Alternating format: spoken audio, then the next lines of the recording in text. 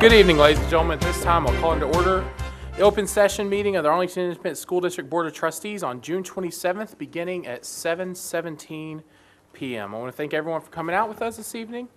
To start our ceremony, please join Dr. Cavazos in leading us in the Pledge of Allegiance. I pledge allegiance to the flag of the United States of America and to the republic for which it stands, one nation, under God, indivisible, with liberty and justice for all.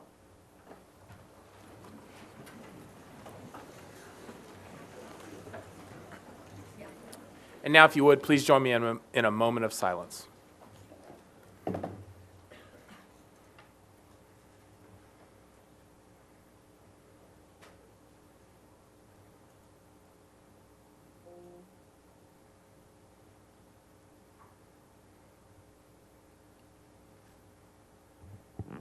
Thank you. Please, at this time, silence all cell phones and electronic devices to avoid disruptions to those around you and during the meeting. The first item on our agenda, we do not have any programs or presentations this evening, so we'll go directly into, next we'll consider administrative appointments. Dr. Cavazos. Thank you, President Hogg. At this time, I would like to recommend the individuals discussed in closed session for the Dean of Instruction for Arlington High School, Dean of Instruction for Bowie High School, the Dean of Instruction for Martin High School, Dean of Instruction for Sam Houston High School, the Dean of Instruction for Seguin High School, Principal of Larson Elementary School, and Assistant Principals for Nichols Junior High as discussed in executive session. Do we have a motion? Move to approve. Second. I have a motion by Mr. Barron, a second by Mr. Hibbs. At this time, any discussion? Seeing none at this time, please vote. All trustees present voting in the affirmative. Dr. Cavazos, please introduce your appointments. Thank you, President Hogg. It's my pleasure to introduce the new Dean of Instruction for Arlington High School, Mr. Jason Davis.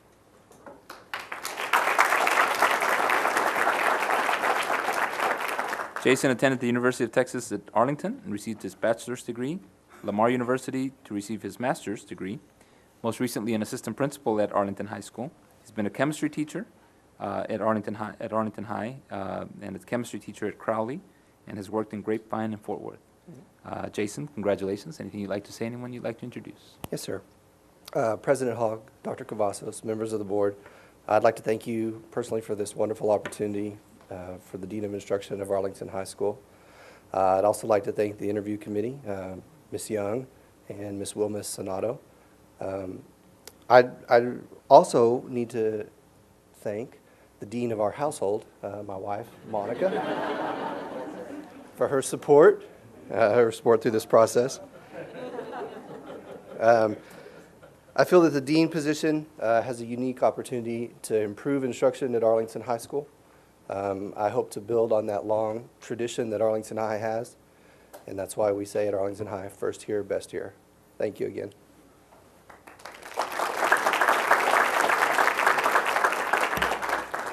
This time, I'd like to present the Dean of Instruction for Bowie High School, Ms. Katura Madison. And she's unable to be here with us tonight. Maybe a picture will come up, I'm not sure, but she went to UT Arlington, received her bachelor's degree at University of North Texas, Master's of Education. She's most recently an assistant principal at Bowie High School, has taught English Language Arts in Mansfield and English Language Arts at Arlington High. So congratulations to Katura, and there's her picture on the. Next, I'd like to introduce the Dean of Instruction for Martin High School, Ms. Zandra Marshall.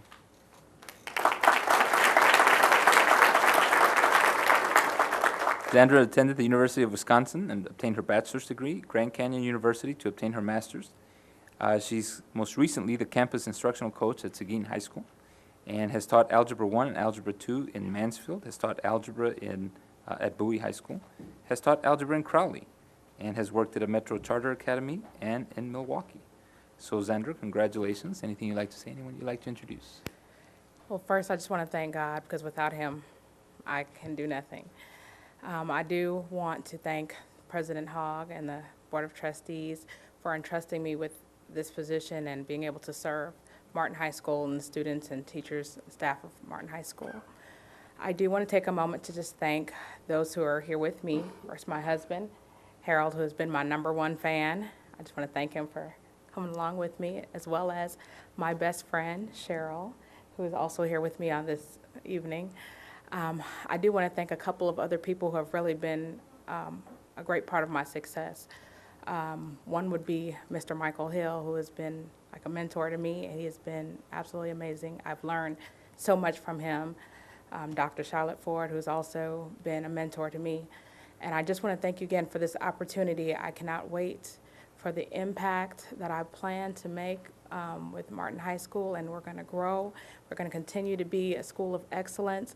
And again, I thank you for this opportunity.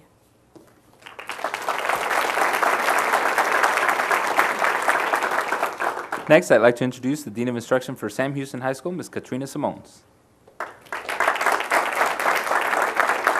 Katrina attended Southwest Texas State University and received her bachelor's degree and also received her master's degree there.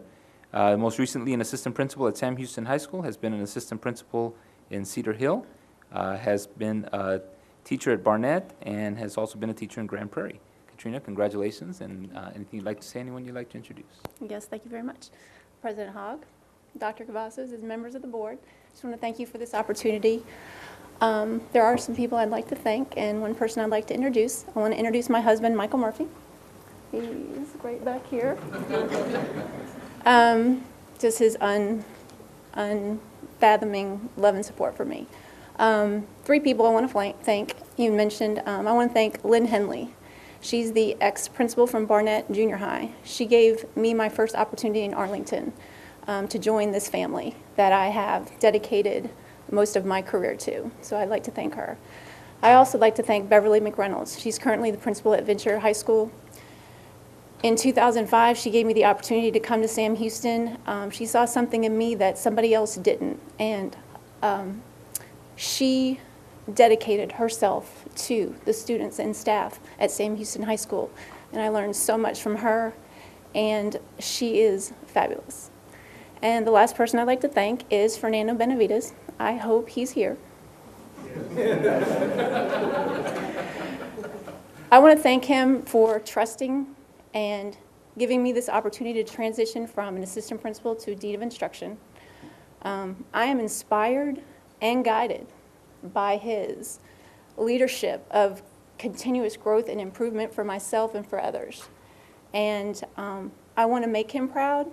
I want to make the students, the faculty, the staff, and the community of Sam Houston proud.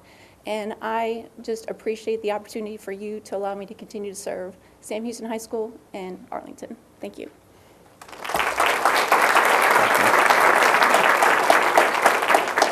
Next, I'd like to introduce the Dean of Instruction for Seguin High School, Ms. Kirsten London.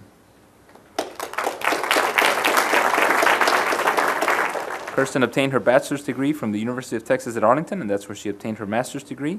Most recently, an instructional specialist with the science department. She has taught biology and pre-AP biology at Martin High School and has taught at Country Day School. Kirsten, congratulations, and anything you'd like to say, anyone you'd like to introduce? Thank you, and yes, President Hogg, Dr. Cavazos, members of the board, thank you for granting me the opportunity to serve as Dean of Instruction at Juan Seguin High School. I look forward to the opportunity to support the AISD strategic plan and the privilege to serve as an instructional leader at Seguin.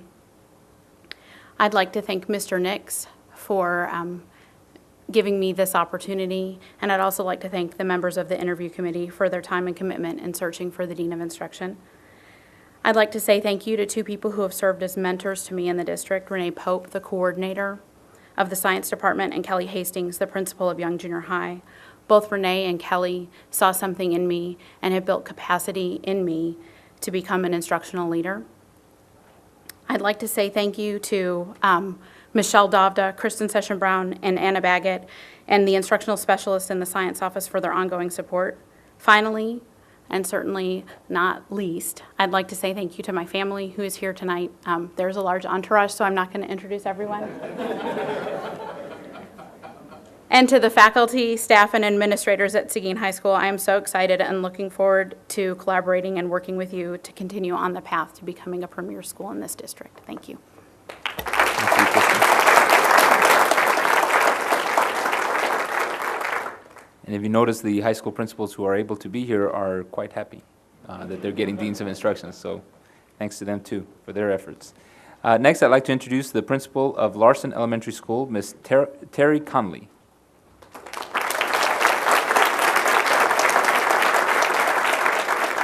Terry obtained her Bachelor's of Science degree from Grambling State University, obtained her Master's from Texas Women's University, most recently principal at Hargrave Elementary in Crowley ISD, and has been an assistant principal in Fort Worth ISD, has been a lead reading teacher in Dallas ISD, and has also been an AP at Fort Worth ISD.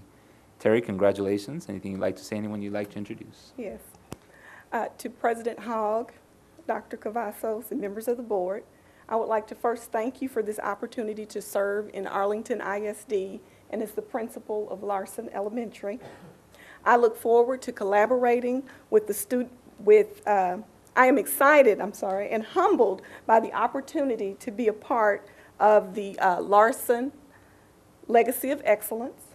I look forward to collaborating with students, staff, and parents, and all stakeholders towards the continued implementation of the district's strategic plan as we provide students with highly engaged classrooms in a safe and nurturing environment. We will continue to prepare all students to reach their full potential in preparation for graduation and the careers of their choice. I am proud to be a Larson Lion, and I am so excited, and I look forward to the start of the school year. I have my family here with me tonight. I have my wonderful husband of 20 years, Anthony. I have my son, Blake, and my daughter, Skylar. And my son, by the way, he told me that we're on a time crunch here because he's missing the NBA draft. So thank you once again for this opportunity, and I'm so excited. Thanks.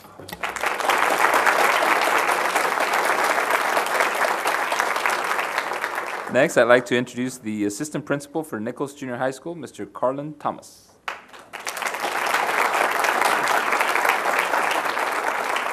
Carlin obtained his Bachelor of Arts from Louisiana Tech University and his Master's from the University of Texas at Arlington.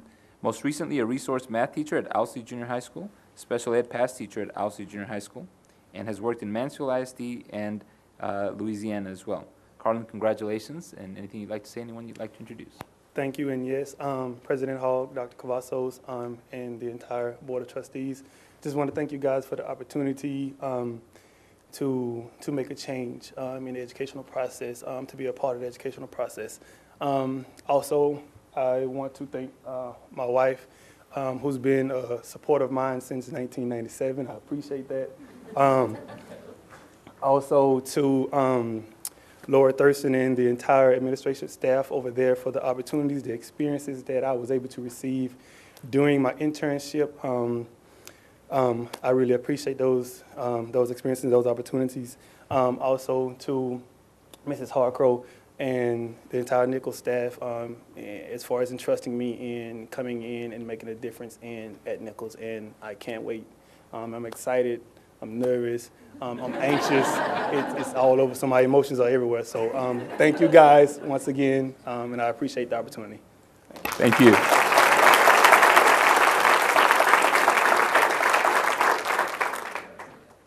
The only one who admits that he's nervous, so that's good. That's good. I think you have some company down there, too. Next, I'd like to introduce the other assistant principal, or another assistant principal at Nichols Junior High, Dr. Dara Williams Rossi. Dara has attended Texas Wesleyan University and obtained her bachelor's, University of Texas in Dallas for her master's, and UNT for her PhD in curriculum and instruction. Most recently, Director of Undergraduate Programs and Assistant Clinical Professor at SMU, has worked in Grapevine Colleyville as a science curriculum developer and instructional specialist, has been a consultant, and has worked in Arlington ISD in the past. Dara, congratulations, and anything you'd like to say, anyone you'd like to introduce? Thank you very much. Yes, President Hogg, members of the board, and Dr. Cavazos, thank you for your vote of confidence tonight. I also want to thank my husband, Albert, my daughter Marcy, and my dearest friend, who's like a sister, Denise, who's here with me. I also am a little nervous, so we'll be together there. Yeah. I will work diligently to keep your confidence as we move forward at Nichols. At this time, I'd like to acknowledge and thank our principal, Julie Harcrow, for her strength and commitment to the success of the students at Nichols. Julie is putting together an incredible team with the help of her interview committee, and I'm very excited and anxious to work with them. I welcome the challenges and rewards that lie ahead, and I just want to say I'm all in. Thank you.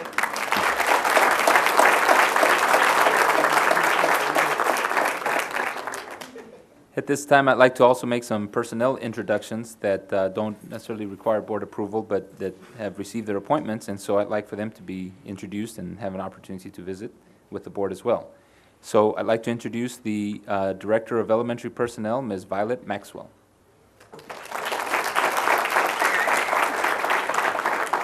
Violet attended Southwestern Adventist University and obtained her Bachelor of Science and her Master of Education from Texas A&M Commerce. Most recently, the principal at Tips Elementary School in Mansfield, has worked at Cedar Hill as a principal and an assistant principal, and has worked in DeSoto as well. So Violet, congratulations, and anything you'd like to say, anyone you'd like to introduce? Well, there's no one for me to introduce, but President Hogg, Dr. Cavazos, thank you so much for this opportunity, and board members as well. I'm not ashamed to join the nervous group either. But I will say this, my first day on the job was Monday, and I will say that I jumped in feet first, maybe I should say head first. And it has been a wonderful experience. It's been very warm and welcoming. I'm very much enjoying my introduction to this district, and I'm excited about playing a role in the success of the students here in Arlington ISD. Thank you so much again for the opportunity. Thank you, Violet. Next, I'd like to introduce the Director of Instructional Technology, Ms. Jill Galloway. Jill obtained her Bachelor of Science from University of Texas at Arlington, Master of Education from Sam Houston State University, most recently a Coordinator of Instructional Technology in Irving ISD, and has worked as a Technology Integration Specialist and a Math Teacher in Capella ISD. Jill, congratulations and welcome. Anything you'd like to say, anyone you'd like to introduce? Thank you, President Hogg, Dr. Cavazos, members of the board. First of all, thank you for this opportunity. I am honored to serve as Director of Instructional Technology in Arlington ISD. My heart is here in this district. I'm a product of Arlington schools, and so I'm very much excited to get moving, work with the curriculum department, and help technology serve what's best for kids and serve the learning process. So thank you very much.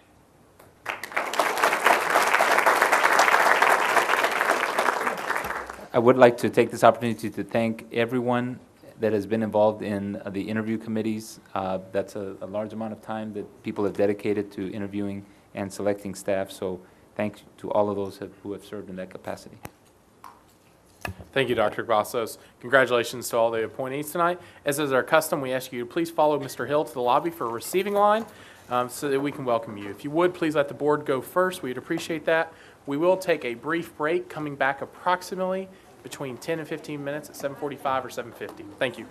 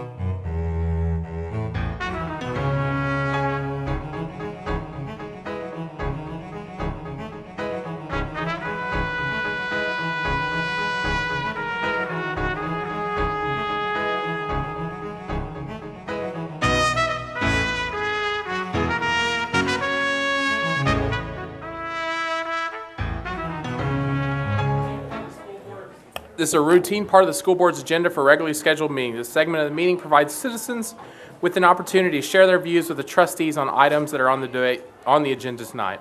It is not intended to be a discussion or debate, and trustees will not reply to the speakers. Derogatory comments aimed at individuals will not be tolerated. Personnel matters are not appropriate subjects for open forum. I have one card from our audience this evening. When your name is called, please step to the podium. You'll have 5 minutes to speak. A lighted timer on the podium will assist you in pacing your presentation. A yellow light will illuminate when there is 1 minute left for you to complete your presentation. When the red light comes on and the buzzer sounds, please end your presentation. Tonight we have one card from Mr. Richard Weber. Mr. Weber is speaking over consent item, agenda item 13, 16, 27, 306, community component for facilities assessment. Mr. Weber, good evening. Hello. Richard Weber, 2703 Crestmore Court. I wish to speak on 13, 16, 27, 306, which is that community component of the facilities assessment. I oppose the spending of the $103,000 on this item. I feel it can be better spent educating the students elsewhere. At 1:35 into last week's meeting on the replay on the internet, the consultant went into explaining the steps generating the specific options for different locations.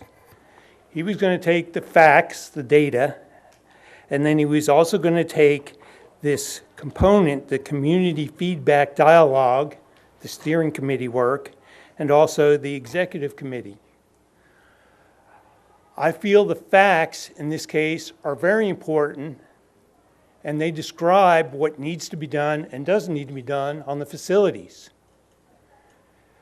Just because someone had a perception 10 years ago that may have been correct, something may have been broken 10 years ago, they still had that perception. And if you're entering that into the decision-making process, you're ruining it. In a little bit here, you're going to have a discussion on the curriculum audit report. And you're getting the facts. You're not getting perceptions of the public watering down those facts. Well, I feel the same thing needs to be done on the facility assessment. Thank you. Thank you, Mr. Weber. Next on our agenda item is action items.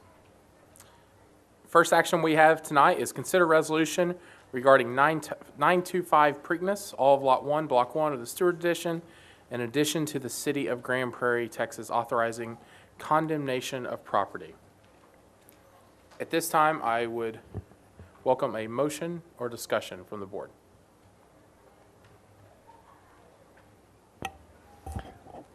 I'll move to accept the resolution. Second. I have a motion by Mr. Barron, a second by Ms. Pena. At this time, is there any discussion? Seeing none, please vote. All trustees present voting in the affirmative. Motion passes. Next on the agenda item is items to be withdrawn for the consent agenda. Are there any items to be withdrawn from the consent agenda? Seeing none, tonight we'll be considering items listed on the agenda under consent items. Ms. Powell, please share with us donations and bids with us. Thank you. Let that warm up, and while we do, we have 2 bids on the agenda for your consideration this evening, and in both cases, the administration recommends the lowest bids and the bids representing the best value for the district.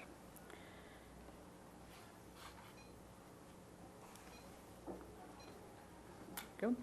It's also my privilege this evening to report that our schools have received donations from the following individuals and organizations: the Arlington Alliance for Youth, Arlington Tomorrow Foundation, Lamar High School Orchestra Booster Club, Lamar High School Aquatics Booster Club, Lamar High School Choir Booster Club, Martin High School Volleyball Booster Club, the Martin High School Boys Soccer Booster Club, Martin High School Cross Country and Track Booster Club, the Martin High School Football Booster Club, Arlington Public Schools Counselors Association, the Baylor Junior High School Athletic Booster Club, the Gunn Junior High School Athletic Booster Club, Corey Elementary School PTA, and Short Elementary School PTA.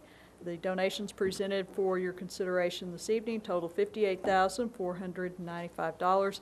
which brings our year-to-date total to $1,180,966, and this is our final report for this fiscal year. Outstanding year, Ms. Powell, and thank you, Ms. Powell, and thank you for the community for their generosity with an increase in donations from the community. Always a great thing to see. At this time, I would accept a motion for the consent agenda. Move to approve. Second. We have a motion by Ms. Solons and a second by Ms. Pena to accept the consent agenda. Any discussion? Seeing none, please vote.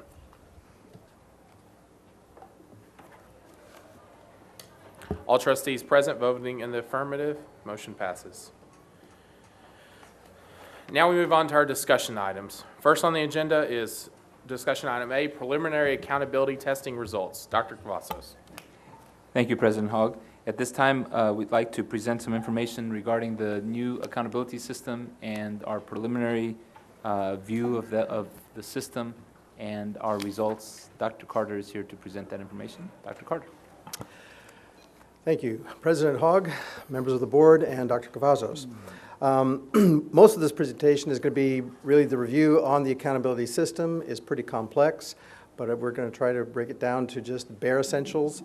We went over this at a principals meeting in more detail, including a little bit of a workshop in trying to, so they can really get kind of an idea about what some of the indexes that are in the accountability system mean. Okay, so this is on the system itself, and then some very brief preliminary results. First of all, there are these indexes.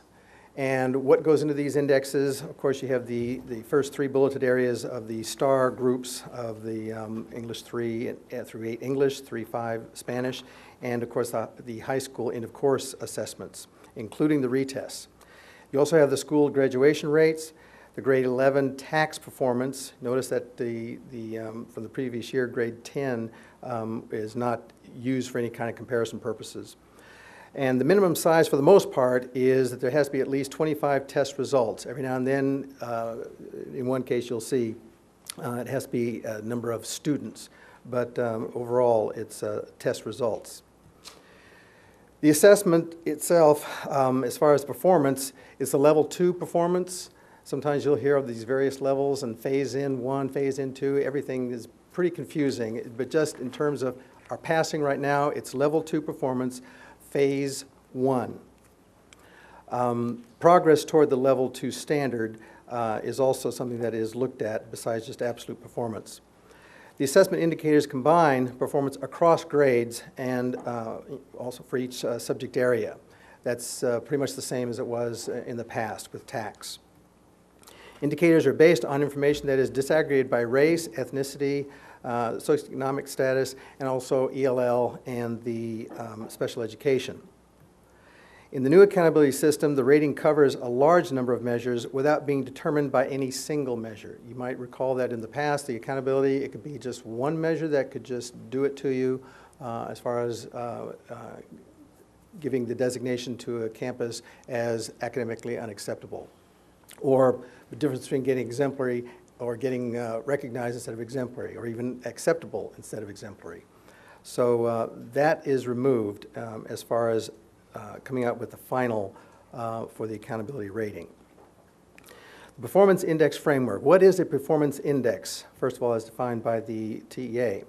In a performance index, each measure contributes points to an index score.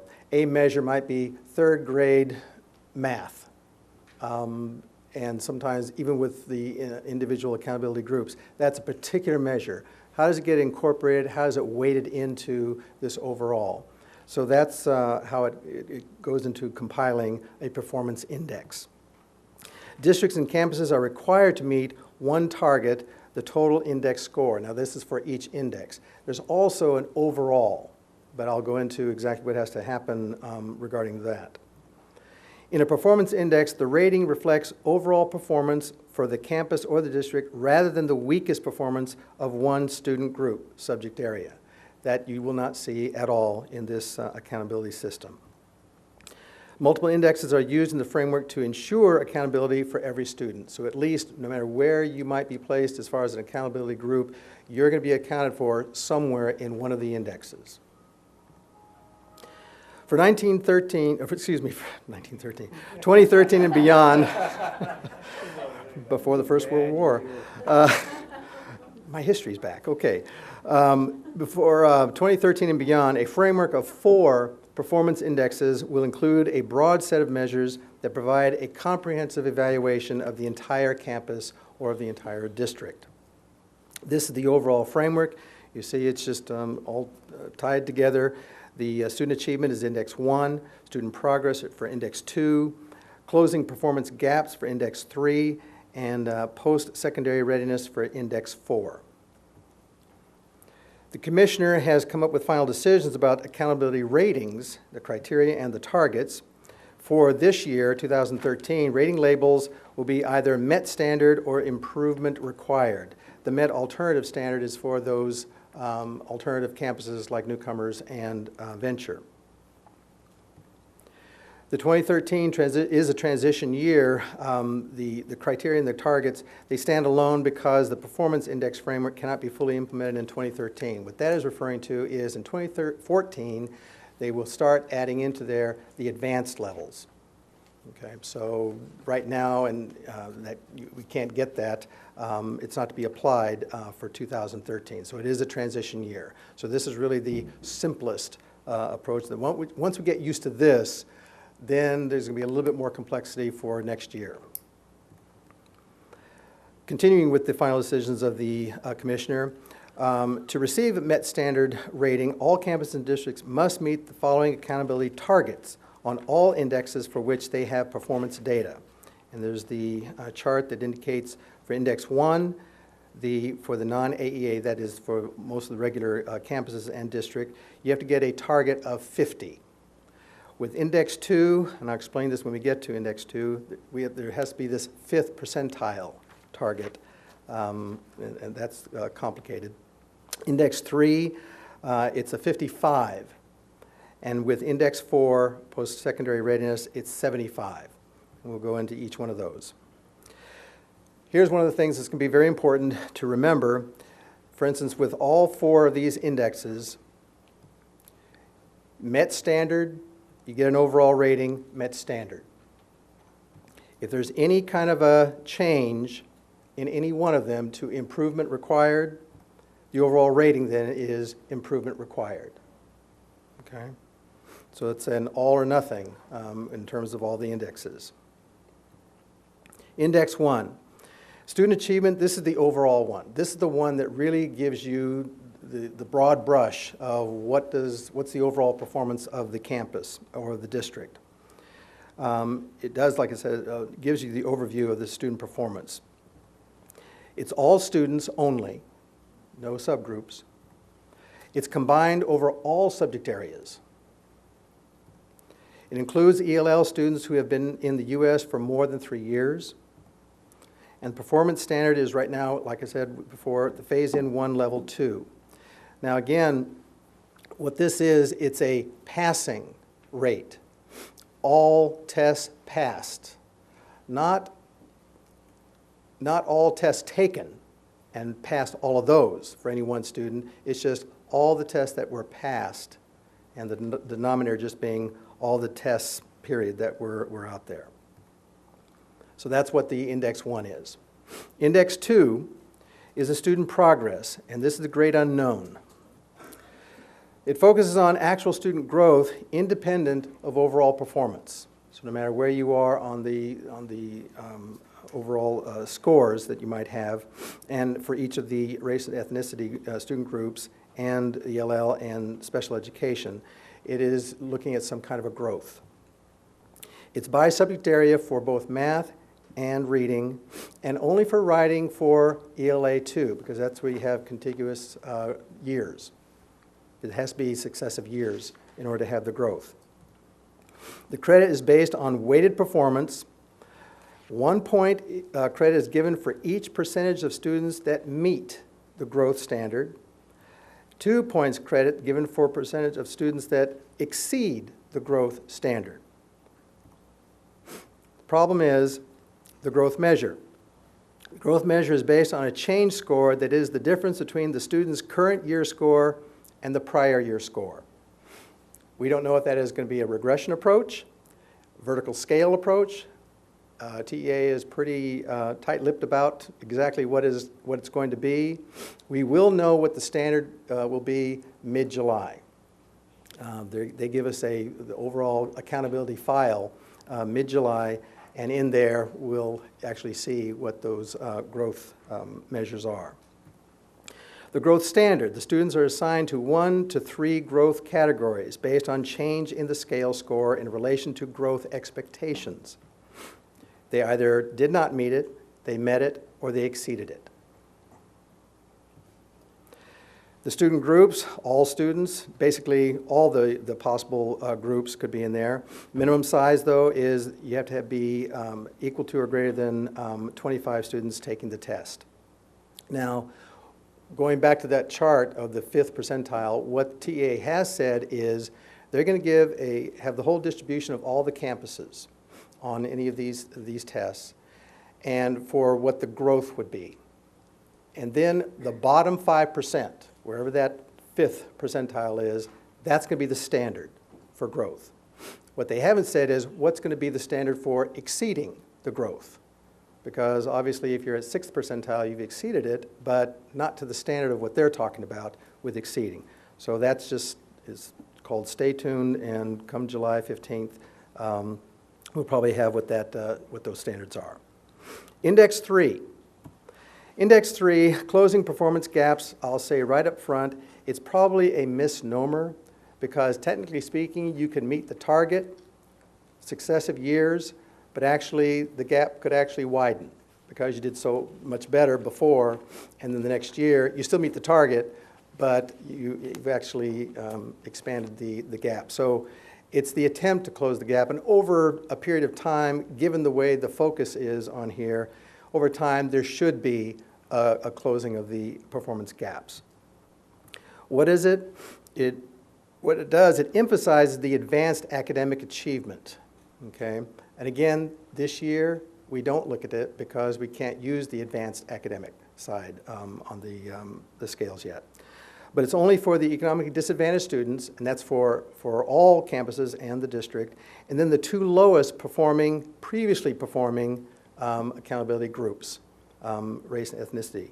Notice the ELL and special ed, they're not included in this particular index. The credit is based on a weighted performance.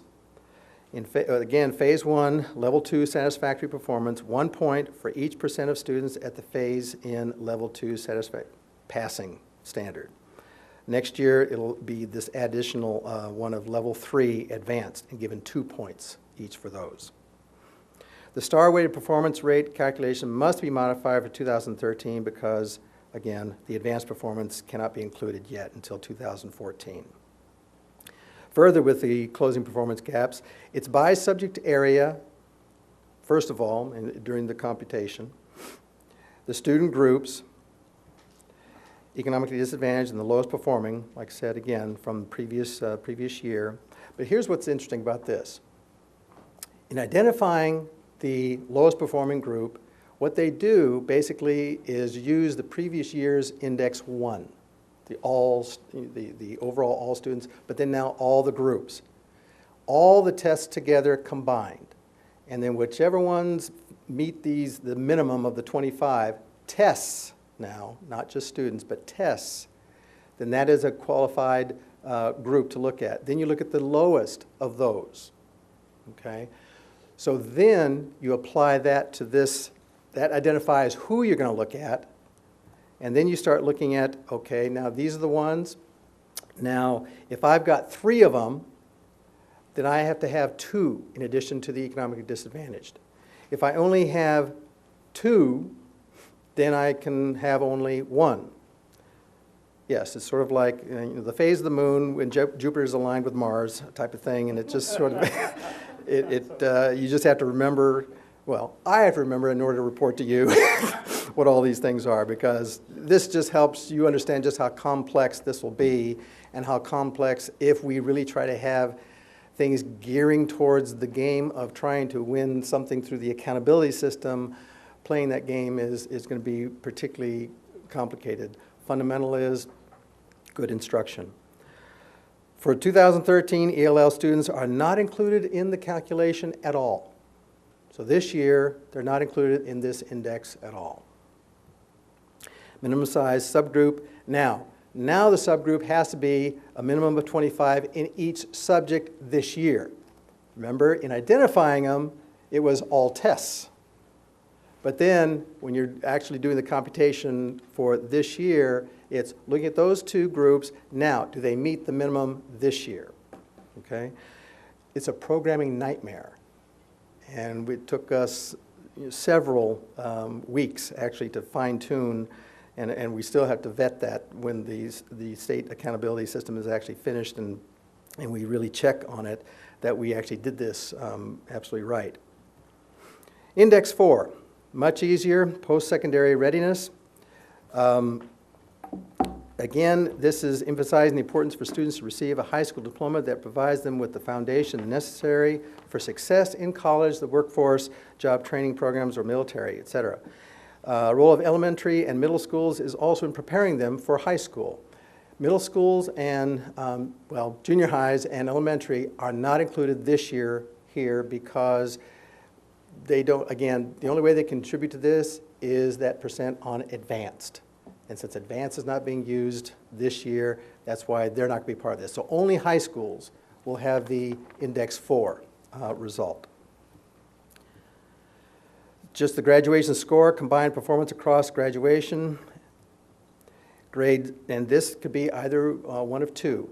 Either the 4-year graduation rate, in other words, like last year, the class of 2012, it's how many of them graduated on time. Or you look at the class of 2011 who graduated just last year. They're the cohort class of 2011, but it took them 5 years.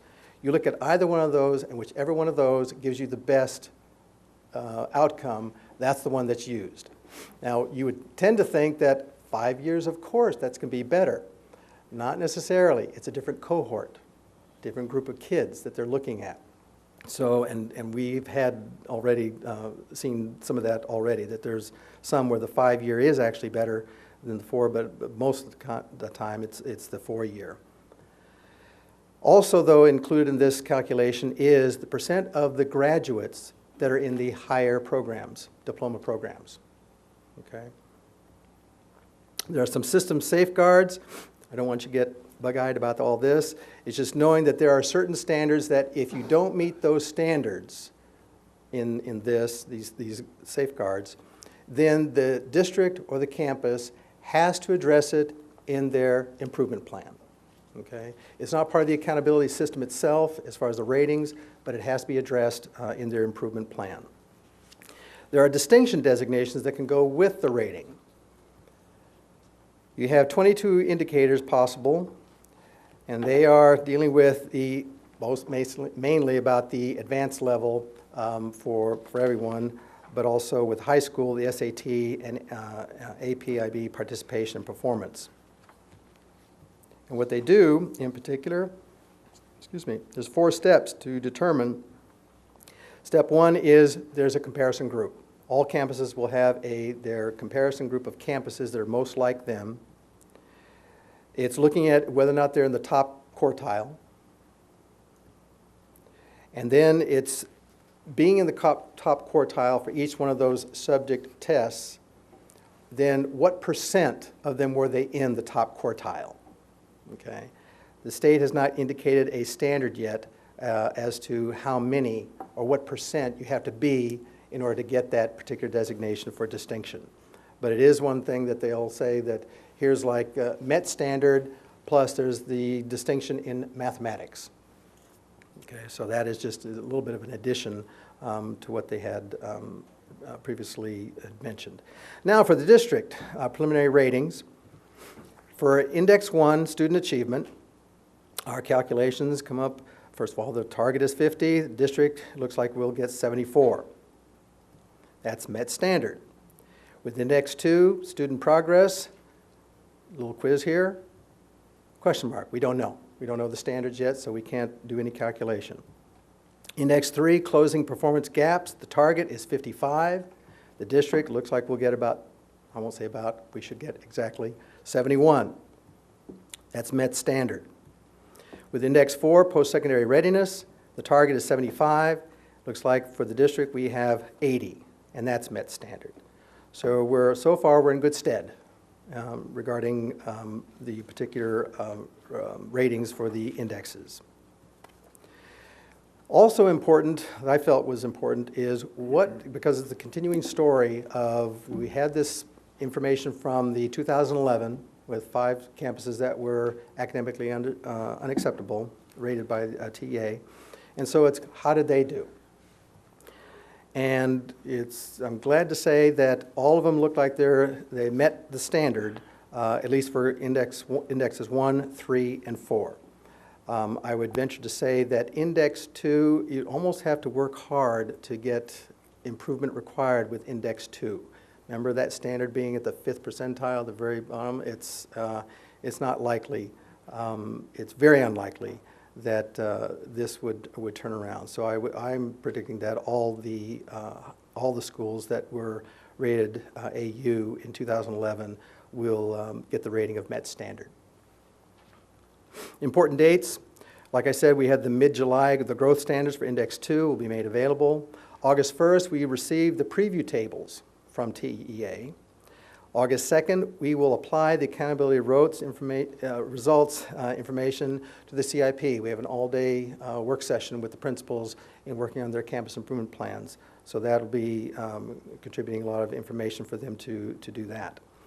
And then August 8th, we received the official accountability ratings from TEA. That concludes the presentation. I'll entertain any questions. Mr. Barron. Thank you, President Hogg. Dr. Carter, I'm sure glad you're doing that and I don't have to. It can spur on some headaches. This is either a colossal nightmare or a colossal joke. This is ridiculous. Okay, let's go back to the very first slide if you could. All right. The one that says star grades 3-8.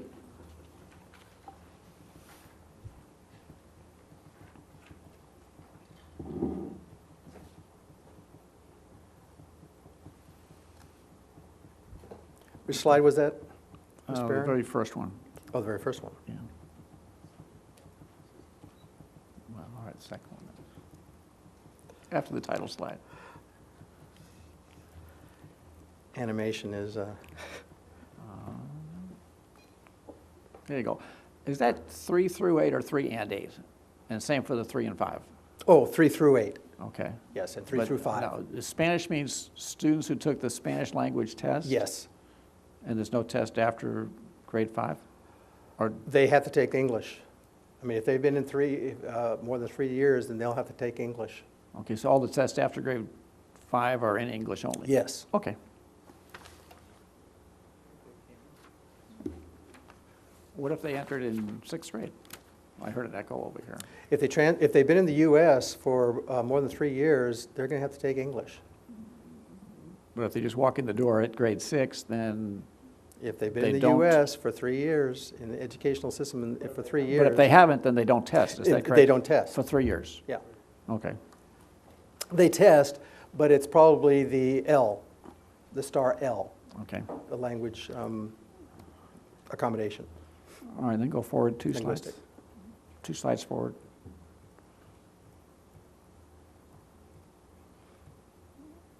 This one? Hit it one more time. There you go. Oh. The bottom one there, the multiple indices, accountability for every student. Can one student be in more than one index? Oh, yes. But they have to be in at least one. That's right. Okay. Most students will be in, well, at least for like elementary and junior high, most of them will be in 1, 2, and 3. The vast majority. Okay. When we talk about advanced on here, is that the old commended, more or less? Oh, it's higher. It is considerably higher than the achievement level of what commended represented. Okay. Yeah. And that's the advanced rigor. Oh, decidedly. I mean, one of the things that there was a little bit of controversy. Somebody had asked a representative of TEA about what college readiness was, and the person had mentioned that, well, it was just the passing on STAR because of the rigor of STAR. And other people were thinking, well, it was going to be the advanced. And apparently it's somewhere in there, but what she was probably referring to is the recommended level, the final standard, which is much more rigorous than the current passing standard. Okay, I mean, just to give you an example, in some of the reports from TEA, we've seen differences of 40 percentage point difference, some 50 percentage point differences between current passing rate with the phase-in compared to the final standard. So it is, I mean, it is much more rigorous. So that's probably what she was referring to when she talked about the passing, just the passing standard is college ready. I know when I looked at my students' grades this year, that there were different columns for phase 1 and phase 2, and right. Advanced, I think, is what the third one said. Well, it might be, some of them, they had various reports. It's supposed to be phase 1, phase 2, final, and then advanced. Advanced has only 2 phases. There's just phase 1 and then final. But for the regular passing standard, there's 3. Yeah. 2 phases and then the final. Okay, and then for the students, it showed you passed this year, but next year you wouldn't have passed, and the following year you would have been really lousy. Yeah. Or some of them were actually MMM, which they made it throughout, I think. With M? Well, that's starting with another, they're dealing with that minimum thing. And too complicated. It caused confusion. Okay, we're going forward a couple of slides. Sorry. A couple of slides to Index 2 for student progress.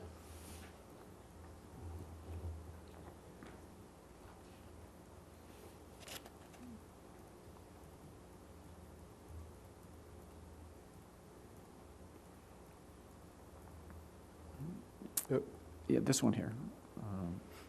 Okay. No, the one that says growth measure, shall be the next slide. Oh, next one. Yeah. Okay. In the middle of the growth standard, I could meet the growth standard and not pass the test at all. That's right. If I started with a really low score and did a lot of advancing but never passed. That's correct. Okay. And that student would be good for us. That's correct. Okay. Or I could pass the test but have insufficient growth, and that student would hurt us. That's correct. Okay. Can I ask a related question, seeing this work session, on that same point? So to add to that, so a student that is a high performer, they get 100%, or they miss 1, and they do that again the next year, we get dinged for that, is what you're saying? Let me put it this way. When it comes to Index 2, so far with the way they have worded things just generally on this, it sounds like yes. Wow. However, we don't even have the appendices which go into great detail about how all of this is done, and I would venture to guess that would be addressed. I mean, if they're at a certain level, you know, like say they're at advanced level, they're automatically given, I would think they would be given, you know, yes, you got the growth, no matter what. But we don't know. It's not something that's been specified about, but I'm sure, again, mid-July, we're going to find out all the things about the standards and how it'll be applied. Sure. Okay. And we're holding our breaths there. I say July 15th, mid-July, just mid-July. Yeah, that was going to be my next question. Is the high achievers, as long as they stay in the ballpark of high achieving, we're okay. But it could be, depending on who wrote this thing, that if they go down even a little bit, then we've lost. And that's just wrong. Okay, can we go forward to Index 3 and then I'll be done?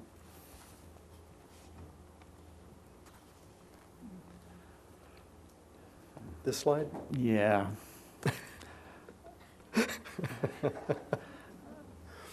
Is this process automated or is it man-automated? It's automated now. And we've been having it verified by a manual process. This was the worksheet, the work session with the principals. There's a template that's been given, 3-page template for each of these subjects, and here are all the, they have to go through the process of identifying the groups for their own campus. So see, it's not like something we can just say, okay, across the board, here's what it looks like. We identify who were the lowest groups for this campus, and were there 2 of them, or is it just 1 of them? And we have all over the place. I mean, I can tell you just from both the manual process and our automated process, right now it seems to be getting towards looking accurate. Besides economically disadvantaged, which is for everybody, there's no escaping that part of it. All economically disadvantaged are going to be part of that process. But African American, Hispanic, white, and 2 or more races. All 4 of those are some campuses 2 or 1 accountability groups that they have to look at for Index 3. But the state is also going to do this same math, aren't they? Because they're going to give us our ratings. Or are they going to take our word for it? Oh, no. They're going to tell us. They're going to tell us what that rating will be, and that'll be August 8th. But we'll be able to verify things by two ways. The data file that we'll get mid-July from them and be able to run the data, that's just saying, okay, well, we didn't have this particular student as part of this. I wonder why that is. The other is the preview tables, which will come August 1st. And just going through do we have the very same numbers that they have? Then it's the computation, but I think basically the preview tables look usually exactly the same as the accountability tables, but without the rating. So they've got some software that's going to do all this. Oh, I'm sure. Why haven't they shared it with us then, and we wouldn't have to put you through all of this? Oh, I've still been through it, but it's just knowing the standards. Just knowing the standards. Oh, that's true. Yeah, this is it. Okay. Thank you, Dr. Carter. You're welcome. Thank you, Mr. Barron. Ms. Sullins? Thank you, President Hogg. Dr. Carter, thank you. Thank you for your patient and clear and thorough lessons for us in this very complicated system. All the nights and days and weekends you spent ferreting it out, and we're down to just a few charts. I appreciate it very much, what you've done, but I do just have a couple of clarifying questions, if Sure. I may. There's a new acronym in here for me. AEA campus, is that alternative? Alternative education program? Okay, so that's the like venture that you're mentioning. Venture and Okay. newcomers, yeah. Okay. On Index 2, there's the student groups. I think it's the second chart on the Index 2. And look at the student groups at the bottom.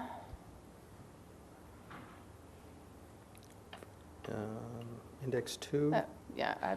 It's indicated in the... It has growth measures, growth standard, and student groups on Index 2. I think it's this. Oh, I'm there sorry, you go. here. Mm-hmm. I'm surprised that we don't see economically disadvantaged as a student group. And should I be? I remember when that question came up with the advisory committees, and the way they explained it was economic disadvantage is really taken care of much more with Index 3 because it's everybody.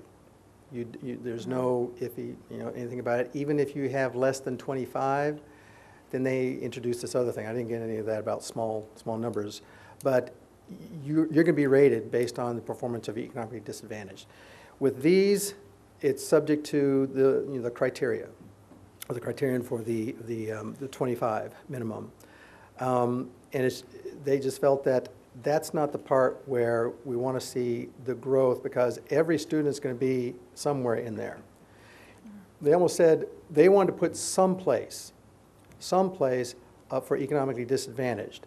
Where was the best place for that to be? that'd be more in the closing performance gaps, not about growth. Because every student is going to be part of this, Index 2. But they still wanted to say, you know, broadly speaking, the gap should be addressed mostly with everybody with economically disadvantaged.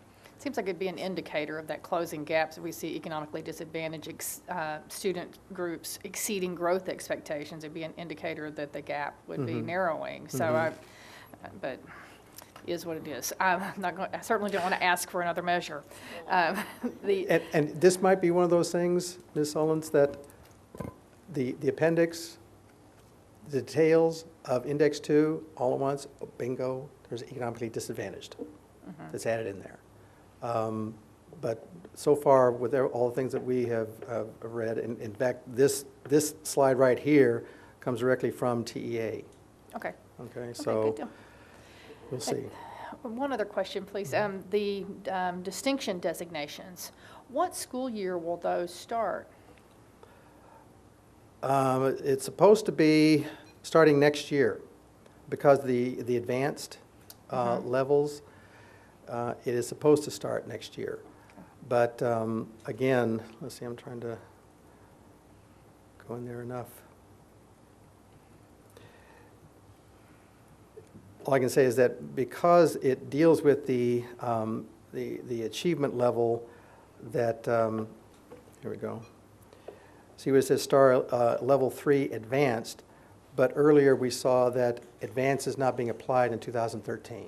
Okay. So even though it doesn't say it directly here, that would seem to me to imply that it's not until 2014. Okay. Dr. Carter, thank you so much. Once again, the district, the students, and certainly this board are the beneficiaries of your hard work. Appreciate it. Thank you. Thank you, Ms. Sullins. Dr. Rush. Thank you, President Hogg. Dr. Carter, on this particular slide, the SAT, ACT, AP, IB participation and performance, with AP and IB performance, are they actually going to take into account then the AP and IB exam scores? Yes. Okay. Yes. The participation probably, just like the AIS currently, they give a participation percent. There's nothing necessarily distinguishing, but usually it's both things. What percent took the test of your entire student population or for the grade, and what percent passed or met certain standards, and you have to do both. So I would think that, again, we don't have a whole lot of detail with this one either, but at least better than Index 2. I would think that it's both things that you have to meet. Okay. I was just curious, having a daughter in the IB program, knowing a little bit about that program where their IB test scores they don't even receive essentially until after they're already graduated. How would they play into getting this distinction? They should get the scores before the August accountability. That question did come up too about some other things because SAT is the same thing. They don't come out until August, so how could you get it by August 8th, for instance, next year? And somebody said, well, it's probably one of those things where here's the accountability rating, and then they're going to add later. That's the same way they did remember the gold acknowledgement award? It's you meet some of the same things compared to certain groups, performance on the tax, mostly the commended area, that if you got this, now you got this gold acknowledgement recognition on top of your rating. But it usually came about two and a half months later. Okay, sometime in October. Okay. It was late. Okay. And yeah, just to echo what Ms. Sullen said, this is a mountain of things to try to comprehend and understand. Thank you for doing everything that you have with it, as you always do. On Index 3, the closing the performance gaps, just to clarify, for me, what you're saying is the lowest 25 tests is the closing, is what will be measured by? Right. The test, the group, are you talking about for identifying the group first? Just identifying for the previous year? It's just which group has at least 25 tests across all the different subjects. So you could have, like with the campus, if there are 5 subjects, like this, say and you had only exactly 5 kids that took each one, okay, that's 25 though. I mean, think of like I'm just thinking of it like with junior high, with 8th grade, with social studies, and you have science, and then with 7th grade, and you just happen to have this particular group, and there's only 5 with each one. The same 5, for instance, that could be taking both math and reading, okay, that's 10. That's not 5. And so it's the number of tests that they have, and that's how you identify it, okay, with the minimum of 25.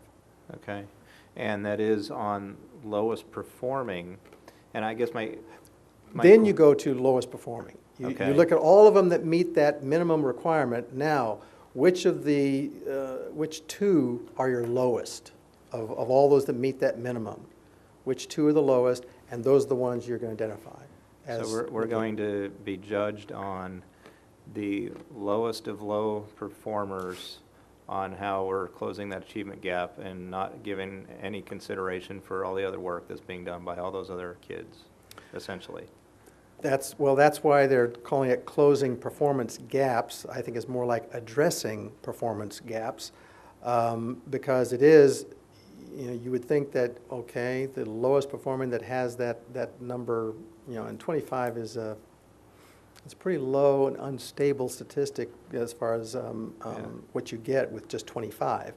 And with the same kids, it's kind of funny.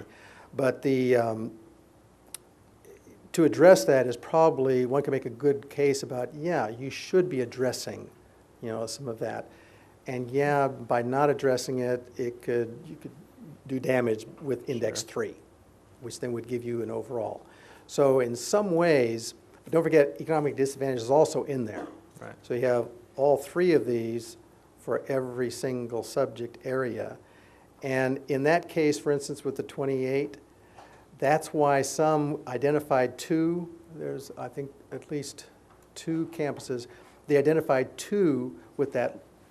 One was 28 and one was 26 or something.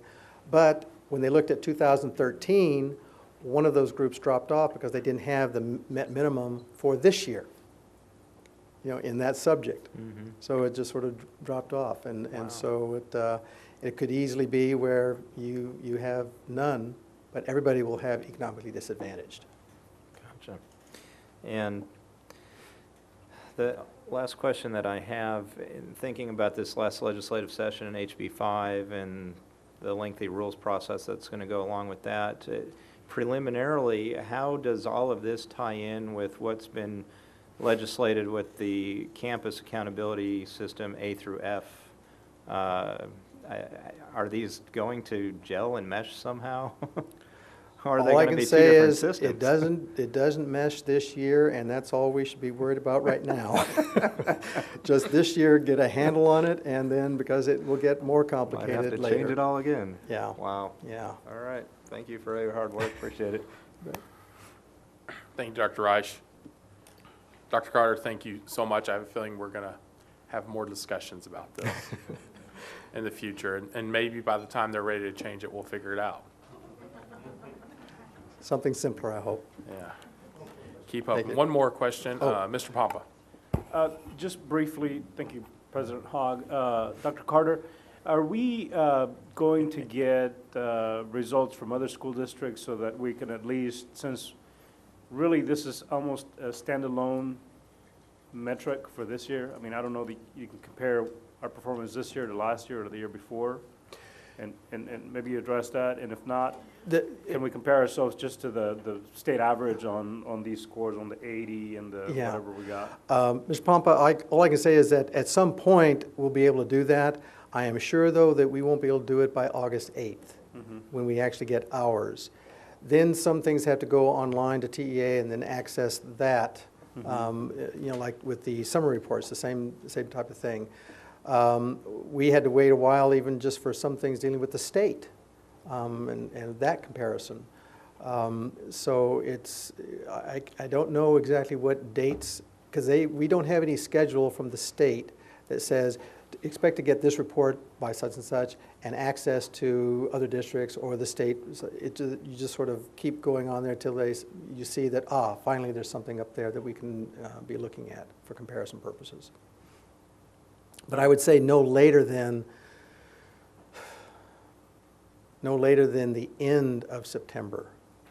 Now, where we get real solid is with the AIS report. That's when everybody can go online, but that doesn't happen until mid to late October. Okay, thank you. Once again, thank you, Dr. Carter. Thank you for this evening. Next, we have discussion item B, curriculum audit report. Dr. Cavazos. Thank you, President Hogg. And as we know that the foundational piece of our strategic plan included a curriculum audit, and it's an extensive process that started back in February. And at this point, we've got some findings and recommendations that Kevin Singer will present this evening. So, Kevin. Perfect. And I asked the board, we do expect this to be hour and a half, 2 hours. If you want to take a break, you can go before, or if you'd like, if you think we can take a 5-minute break right now, I'd just say take it during the presentation or during the discussion if you need to, if that's okay. Okay.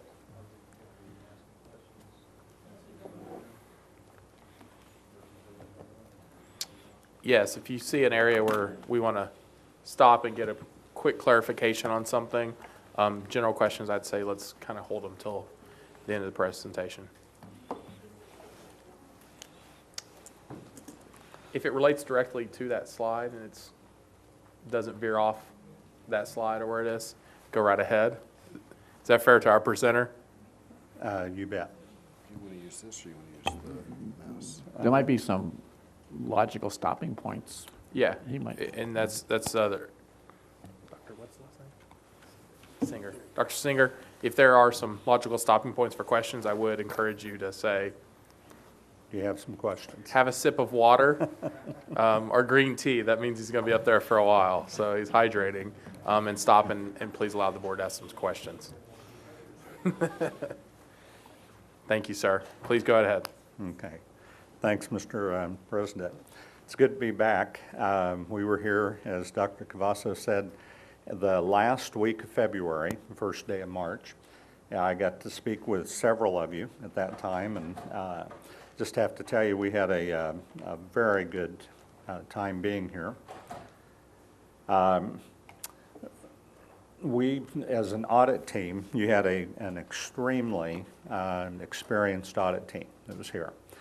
We had 15 auditors here.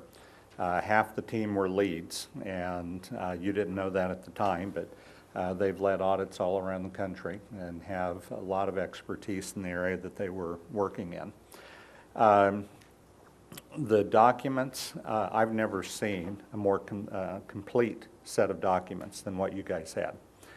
I've seen huge sets of documents in different places, but these were extraordinarily well organized. Becca Sales put all that together for us.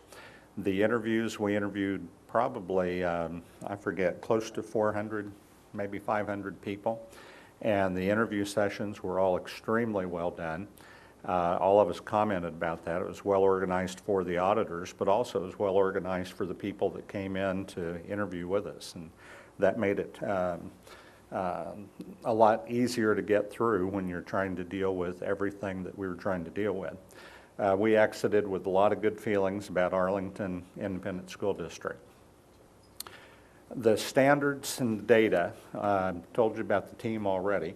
We'll talk a little bit about those because that's what gives a basis for what I'll be talking about with regard to the findings. And sometimes people have that, and I know you've had some presentations. I spoke with you, I think, the very first night of the audit.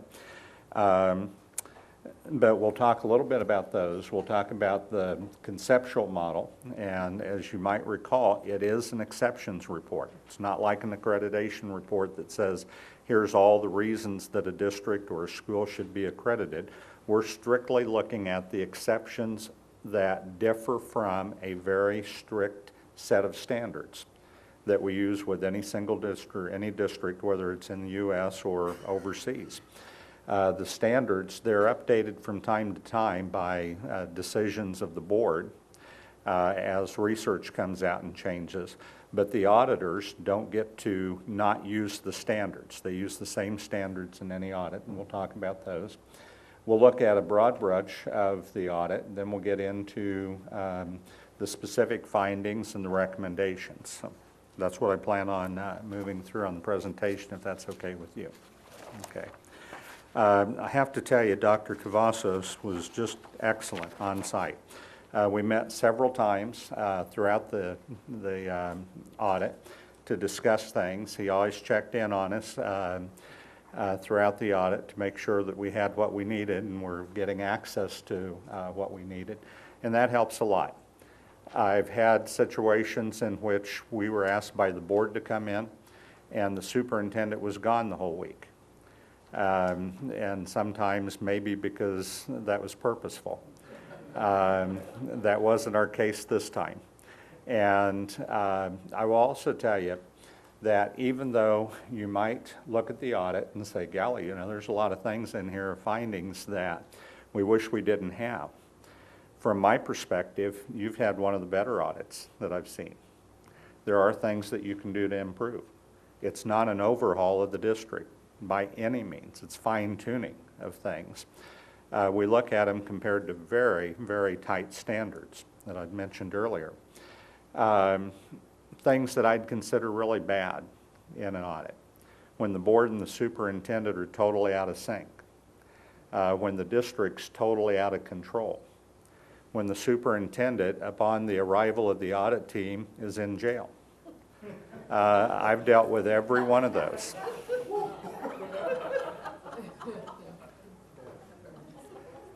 There are situations that are pretty bizarre. This is not one of them. Yes, there's things you can do to improve. I had an audit when I was superintendent at Grapevine Colleyville, and my audit would be very similar to this one. Although our number one finding was on control, and it was on the board, and members of the board being out of control. Well, think about dealing with that one versus fine-tuning an issue on policy. One's a whole lot easier to deal with than the other. And so you look at perspective with audits, and you gain a little bit by having seen a lot.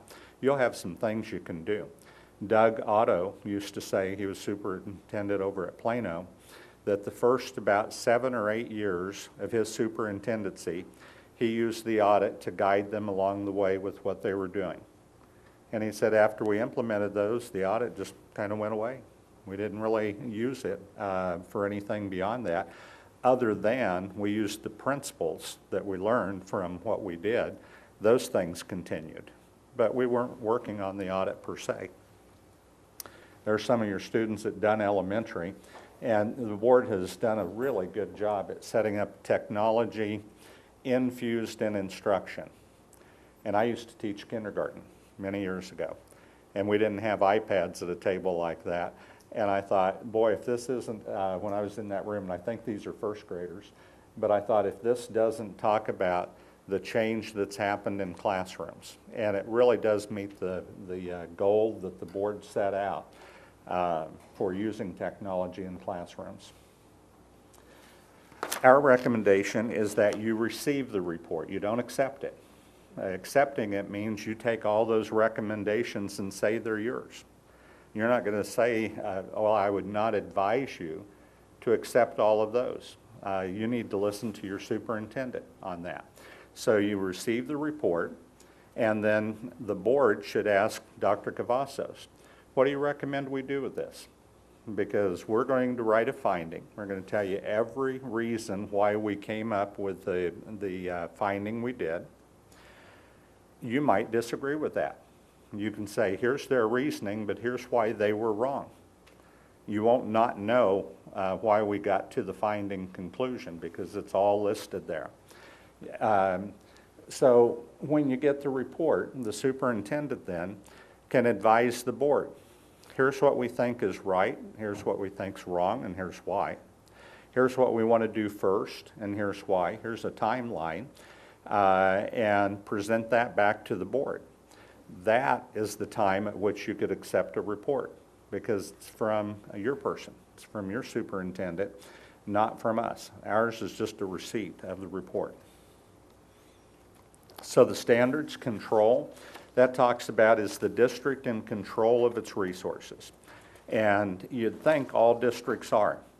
And in districts that are in control, most typically, they tend to think that that's the way everybody else is. Well, that's not the case. And unfortunately, there's too many that aren't in that. So that starts with board policy. It talks about organizational structure, planning, some of those things. Direction. Can the district set a direction and then follow it?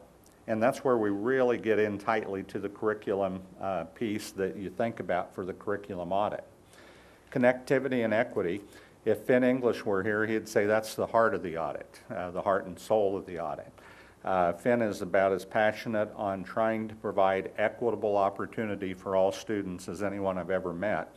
Connectivity talks about, in an equitable situation, are programs connected to provide opportunity for everyone, or are programs disconnected? We'll talk a little bit about that. Feedback is, do you have data? And you just heard from Dr. Carter on some of the things that you have. And are you able to use that data to change instruction as needed, to differentiate instruction, and then to make improvement for students? And then finally, productivity. That's kind of the bang for the buck piece. That's what we think about. Can we continue to improve even when the resources that we may have had at one time aren't there like they were? Documents that are sources of data. You give us the documents. I've already mentioned those, and Becca just did an outstanding job. Interviews, it was between 400 and 500 that we did, and we take a lot of notes on those. And then school site visitations. We're in all the buildings. And I would say probably 90 to 95% of your classrooms. Sometimes if they're testing, we walked on by because we didn't want to disturb that situation. But we were in a lot. And in this audit, this one was a little bit different because normally we would do the school visits and the classroom visits in probably 2 to 4 minute time periods. Here we did all of the math and science, or most of them, in 5 to 8 minute periods where the auditor was in there that long. And they get to be able to see quite a bit in that amount of time. The audit, it's an outside look. We're looking at the school system. That's the unit that we're judging. It's not judging the school. And a lot of people will look at, and especially teachers when we come in, are you judging my instruction? Are you judging me as a teacher? Nope, we're really not. We don't take any notes about that teacher. We do record data from what's happening in that classroom. We aggregate that data and then we present it. But we're not taking notes on what that teacher did, even though we may be in his or her classroom. The audit team's on the left, the district's on the right. The lens that we use to look at the district has 3 things. It starts with your policy, and there's a pretty extensive policy piece. The person that did that for years was head of policy for a school boards association in another state, but also is probably one of the best policy people I've ever come across in the country. We look at your goals that you've set out, plus then those standards that we have. We audit against your own goals for one reason, because you have the legal authority here to set those goals. And you're the one then that has the responsibility. That goes back to why you don't accept the report, because if you just accept it, you're giving up that authority to us. We don't have any authority, any reason to do that. We can give you our best thinking at a given point in time. If we did the audit this week instead of the last week in February, it would be written differently than what you even have now. I could guarantee one that we'll talk about in just a little bit your planning was already very robust in what you had done so far at that point, but that was in the infancy of it. And I already know things that have been done, talking with Evan and Dr. Cavazos, that you've done this spring that would change that finding. And so it's dynamic for the district. Ours is a very structured point in time for the period that we're there and the data that we look at for the time that we looked at it. This is the core. That's the conceptual core. And I was an associate superintendent in the district, and I presented this to a board, this model. And you guys, I have to tell you, the audit team coming away from that dinner meeting that we had with you on that Sunday evening, they were blown away by it. They just said this was the most well-informed board for an audit coming in that they had ever met. The level of questioning that you had, it was obvious that you understood why we were there and what we were doing. That doesn't always happen. But this may be a slide for which you're already familiar based off of that experience. But written, taught, tested. That's something that Finn English really developed back in the 60s. And what he talks about is the more tightly you can bring those three things together, the better quality control you have within the environment. So you think about if you're in production, what's your quality control? Well, it may be having a product, bringing in a resource, trying to take out slack within the production line and trying to get to a tested product that someone might want. No different for us. We start with a curriculum.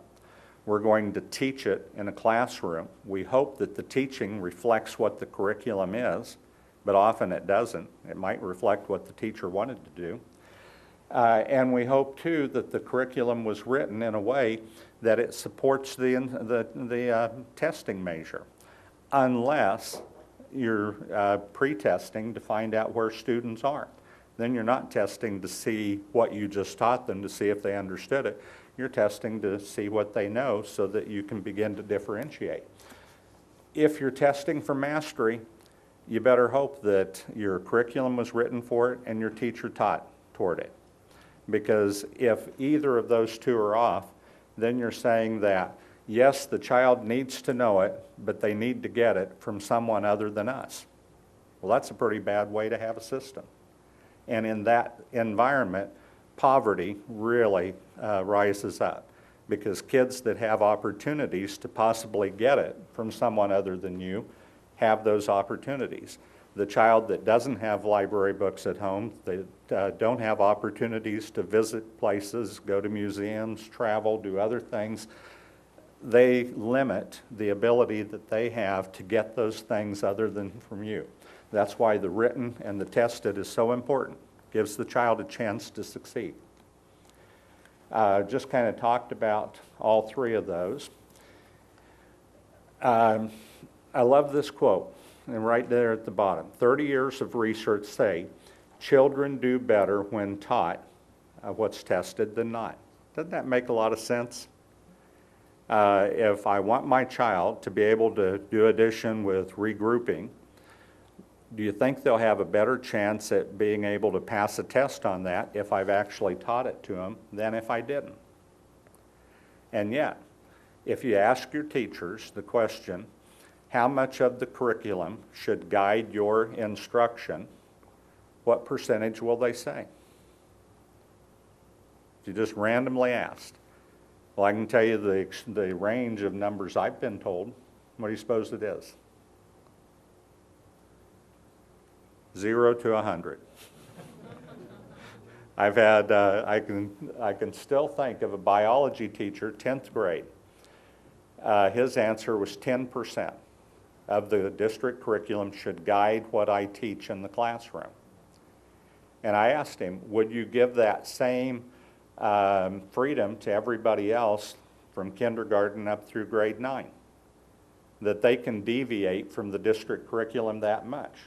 Or put in a different way, since that's 10 different levels, Maybe just one of them could teach science. Will kids be ready to do well in biology when they get to you? Or do you want them to have a better standard than that and more access to what they need? Well, of course he did. So no amount of exemplary instruction is a substitute for teaching the right stuff. I could be the best teacher in the world teaching you something that I happen to enjoy that might not help you on a particular high-stakes assessment for which you just heard a lot of information on. Kids could be enthralled with me being in my class, but they may all flunk the test. Now, all the kids could say, I love being in his class. First class I want to sign up for when I get the chance. Will they do well on the assessment? Well, if they get that information from someone other than me. So what do? Well, having a structure helps. And a structure that we use is tightly held, loosely held. And the structure on this is pretty simple. What does the district hang on to? Well, you hang on to the left column, the ends, the mission, the standards that you want, the goals that you have, either through planning or goals through curriculum, the objectives that you set for students, and the board can adopt the curriculum, so that really is tightly held, and the assessments. Now, part of that's determined by people other than you, and that was the presentation we just heard. But part of it is what you determine. Are you going to give a COGAT assessment or not?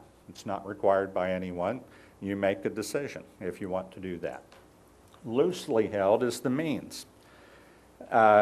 Some people might talk about some of that of the art of teaching. Let the teacher decide an instructional strategy based off an assessment of how kids are doing, the needs that particular class has, and what might work for that group or that single student. Maybe a building has a thought about what they could do on a staffing model. They may say, you know, if we could adjust within the numbers you give us and do this, and we'd like to put in maybe a teacher and switch from here to here because this is a need area we have, does the district even allow that discussion? Is that on the loosely held, or is that on the tightly held where we say, no, we're going to determine your need no matter what it is, and we'll tell you what the resource is. So that's a structure that you could use to sort it out. Usually people think if the district sets the curriculum, they're also setting everything else. And that's not what we would believe in from an audit perspective at all.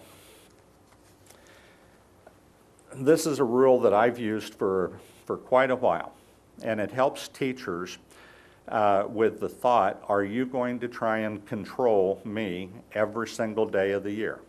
To which I have no freedom whatsoever. And the rule's pretty simple.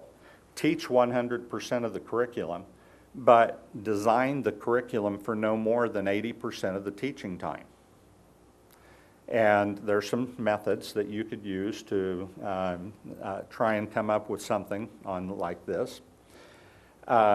It's not an exact science in any means. It's an art more than it is a science. But if teachers believe you've built in a little bit of time for discretion on my part, it's a lot easier to work with the curriculum.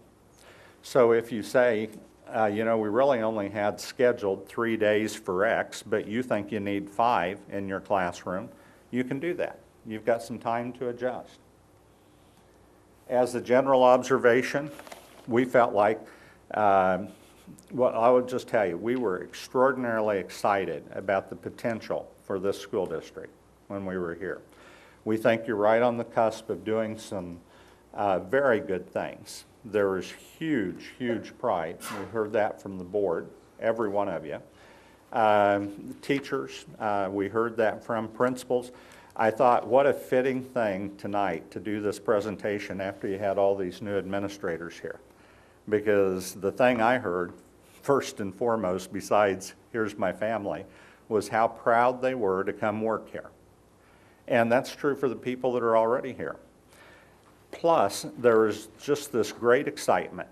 And to embarrass Dr. Cavazos one more time, A lot of it was about him. People saying, we're so glad he's the superintendent. And by the way, this is just a sidelight, and it's a Kevinism, but I absolutely believe it's true. Districts that frequently turn over their superintendents can see progress just kind of be muddled in the mud because teachers have a way of reacting to it, and it's kind of hunker down. I'll just wait because that person will be gone, and those strategies and those agendas will be gone, and I'll wait them out. And so I really don't have to pay any attention. I just have to not cause too much noise while I'm not paying attention. There's a great website that I'd encourage all of you to look at. It's called Beat the Odds. Laddie Coors was president of Arizona State. When he retired, the board said, we would like to do something for you to honor your service of 20-some years as president. What would you like? And he said, I'd like to create a center that studies the future of Arizona.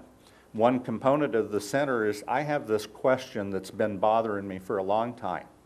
We've got all these high-need schools in Arizona, a lot of them with high poverty, 90% and above. And some of those schools succeed really well on our state assessments, and some of them don't. What's the difference? Okay, if poverty is a, quote, predictor of performance, which it's not, but if you follow that for just a moment, then why are some succeeding? Well, it proves that poverty is not a predictor. So what happens? Well, they came up with 6 different items, and you can go on their website and look at them. But one of them, I think it's number 2, is continuity. Continuity at the building level, continuity at the district level. If you're constantly switching to different things all the time, that's the worst way to have progress. By the way, Jim Collins, who wrote Good to Great, is now their outside observer and helps them in their research quite a bit.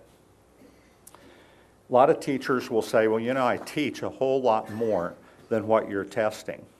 And yet, I get in the paper for the test result. And this slide kind of talks about that. Achievement is just the learning that's measured, and it really is a small part of learning. Now you hope that that achievement that's measured is part of the learning that's happening in the classroom. Otherwise, it's part of the learning that's happening outside the classroom. And that's where poverty tends to make that difference that we talked about. So it is only a small part, but it is the part that's reported.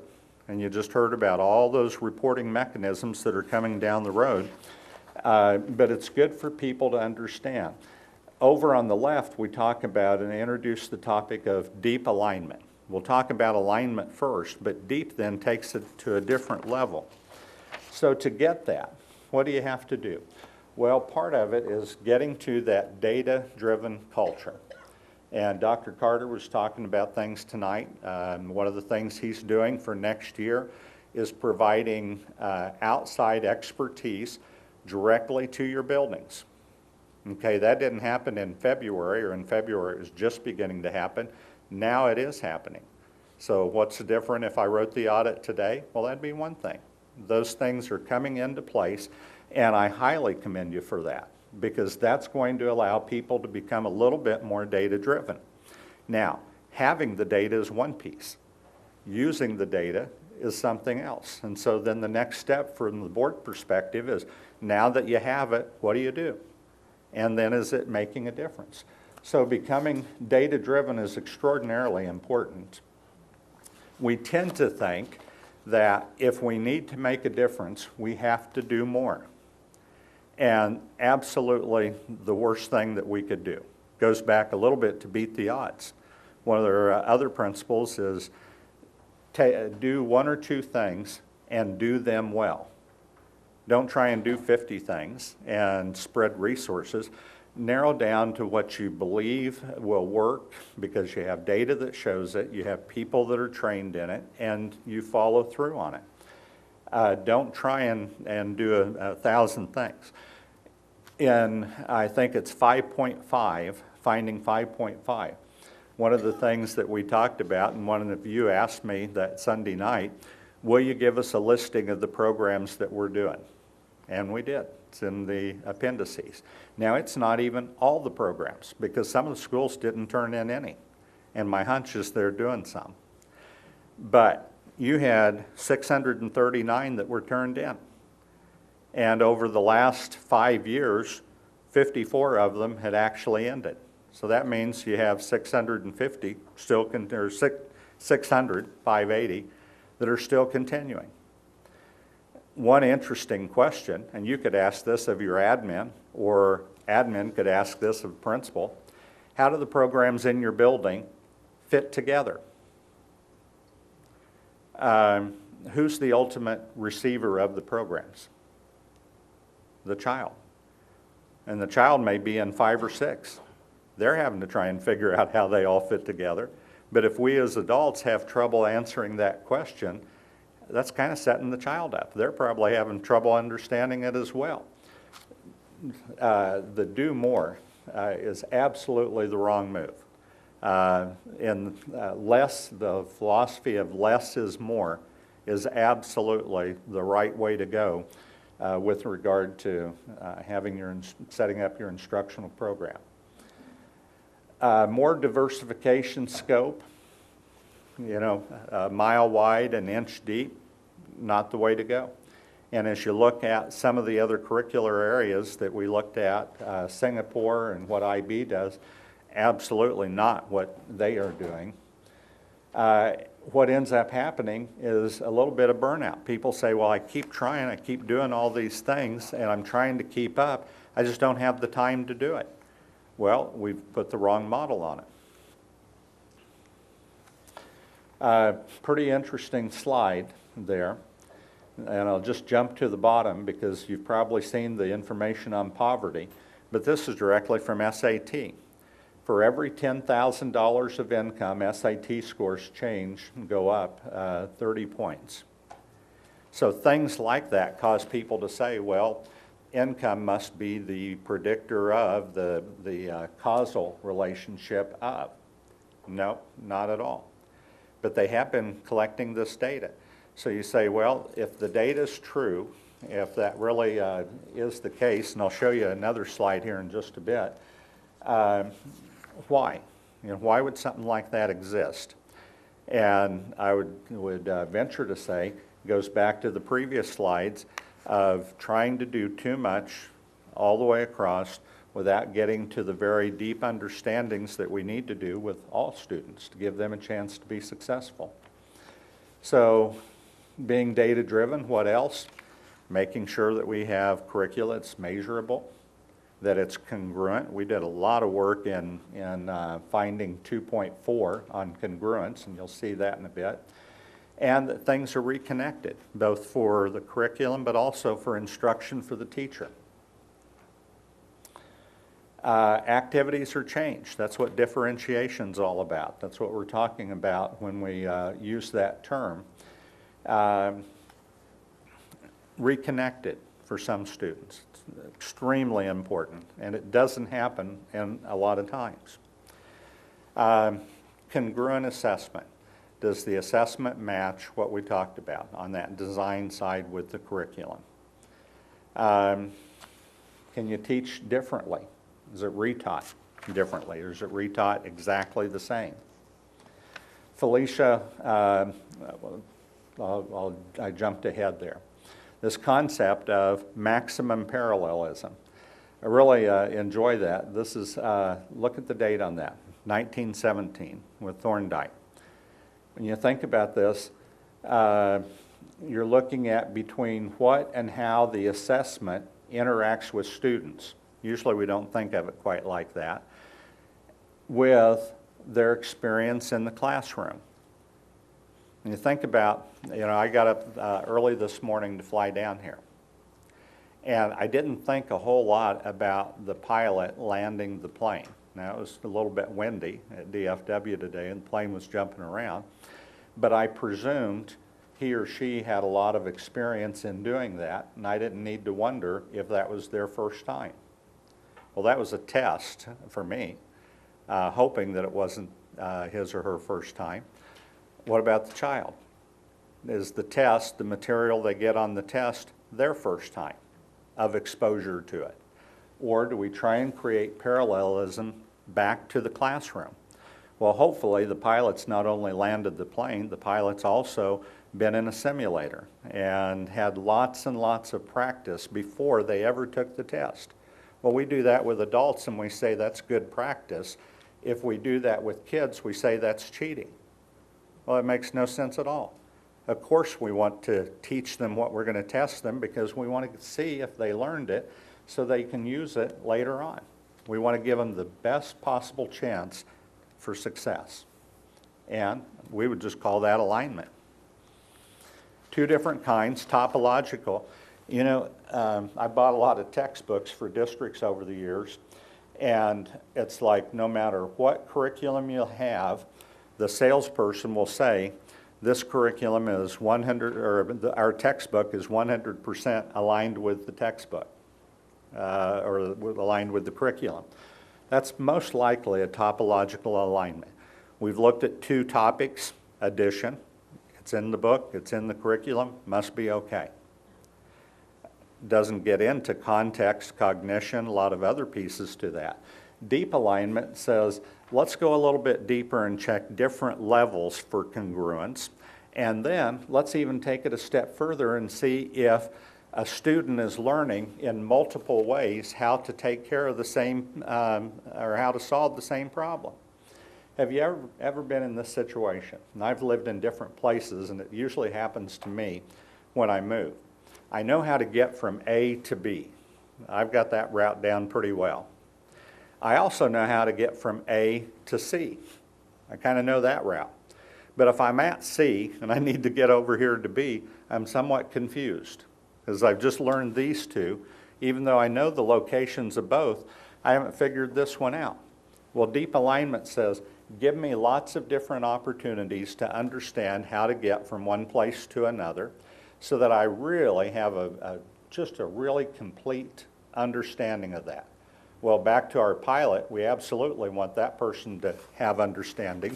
If wind shear happens, if something unexpected happens, we want them to have a lot of experience in dealing with whatever situation they have. That's deep alignment. That's what they're talking about with this. Now, there's 4 things over time that I absolutely believe you have to gain that alignment. You have to have an understanding of the purpose for it. And so often, when you talk about alignment, people will say, you know, you're just trying to control me. And they begin to believe that alignment is about control of the adult. And that's nothing to do with why we have alignment. Alignment is about providing a good opportunity for success for the child. You have to have people that are willing to do that they have a desire to make it happen. Sometimes people will see that they might be, or at least think of themselves as an independent contractor. When I shut my door, I can do whatever I want. Well, that might be good for the adult, might not be quite so good for the child. They have to have a willingness to communicate. If you're teaching 3rd grade, and I've never even talked to you about what you teach, and I don't have an understanding of that, I may have our kids ready for you if I'm the 2nd grade teacher, or I may not, because I haven't communicated. And I can't tell you the number of curriculum development committees I've been at, where you'll have teachers in successive grade levels, and they'll be talking, and one will say to the other, I didn't know you taught that. Well, wouldn't that be good to know? Because if I'm sending my child to your class, there's probably some pre-steps that I want to make sure they have before they get to you so they can be successful in your class, or vice versa. Okay, I'm not the one introducing the topic. It was introduced last year. So that communication is very important. Plus, people have to be knowledgeable. This one is pretty interesting. Socioeconomic level is absolutely not a predictor of test scores, but like we looked at the data before, it does have strong correlation with it, unless you have a couple of interventions. And the interventions are research that's been done with effective schools, what works, and curricular alignment. Absolutely makes a difference. I threw this chart in. This is done by the Bureau of the Census, not done by educators, but it's on NAEP testing, National Assessment of Educational Progress. And if you look at the lines up above, there's really two sets. And you see that they differ from place to place, but it's based off of 4 variables. One is a predicted line, the other is an actual. And the 4 variables are number of parents in the home, the community type, the parent's educational background, and the state poverty rate. The one set of dots are how the state did on the NAEP exams. The other was the predicted that the Bureau of Census did just based off of those 4. And to me, that's kind of scary, because then you go down the road that those things must cause scores. No, strictly a correlate. It's our inefficiency that can make those things happen like that. It goes back to beat the odds. It doesn't have to happen like that. So again, what we're looking for is the test being part of the teaching over to the far right, and not only those 4 variables, but also what we talked about with multiple ways. Now, this one's pretty interesting, because you think about the testing, and I've heard more high school teachers over time say, you know, I know what to teach, and so you really don't need to give me advice on that. But alignment is absolutely critical when you look at and you think of it like this. Okay, left side's testing. So by high school, they're testing 100% of what the kids should know, either through an end of course exam, an exit exam. Yet for time, the high school teachers only have the kids 31% of their K-12 experience. So you're being held accountable for 100% of the knowledge, but you have the kids 31% of the time. So in that equation, do you want the other teachers that taught before you to follow an aligned path? You probably want to, otherwise you're responsible for 100% yourself with 31% of the time. Well, that's not going to work out real well. Felicia Moss-Mitchell, she did a study in Atlanta with 4,000 kids on looking at deep alignment, but this was pretty interesting. No statistical significant difference in the effects of alignment after 1 year based off of socioeconomic, race, gender, all those things that we typically want to believe, or at least some folks will want to believe, are more than correlates that are causal. And she's saying, no, we kind of erased that. We didn't see those facts that we normally see. Final thing, that local control, your policy function, so important because you are codifying the will of the board. And then you want your administration to follow it. It's not one board member talking to an administrator. No, it really is. It's the board saying, here's how we want you to move forward. Well, that includes things like these, but it also includes what you want for the curricular program. You've seen a variation of this with the clock that TASB uses so much, where they'll say, here are the functions of the board in policy, here's the functions of the superintendent, the bottom half of the clock in operations.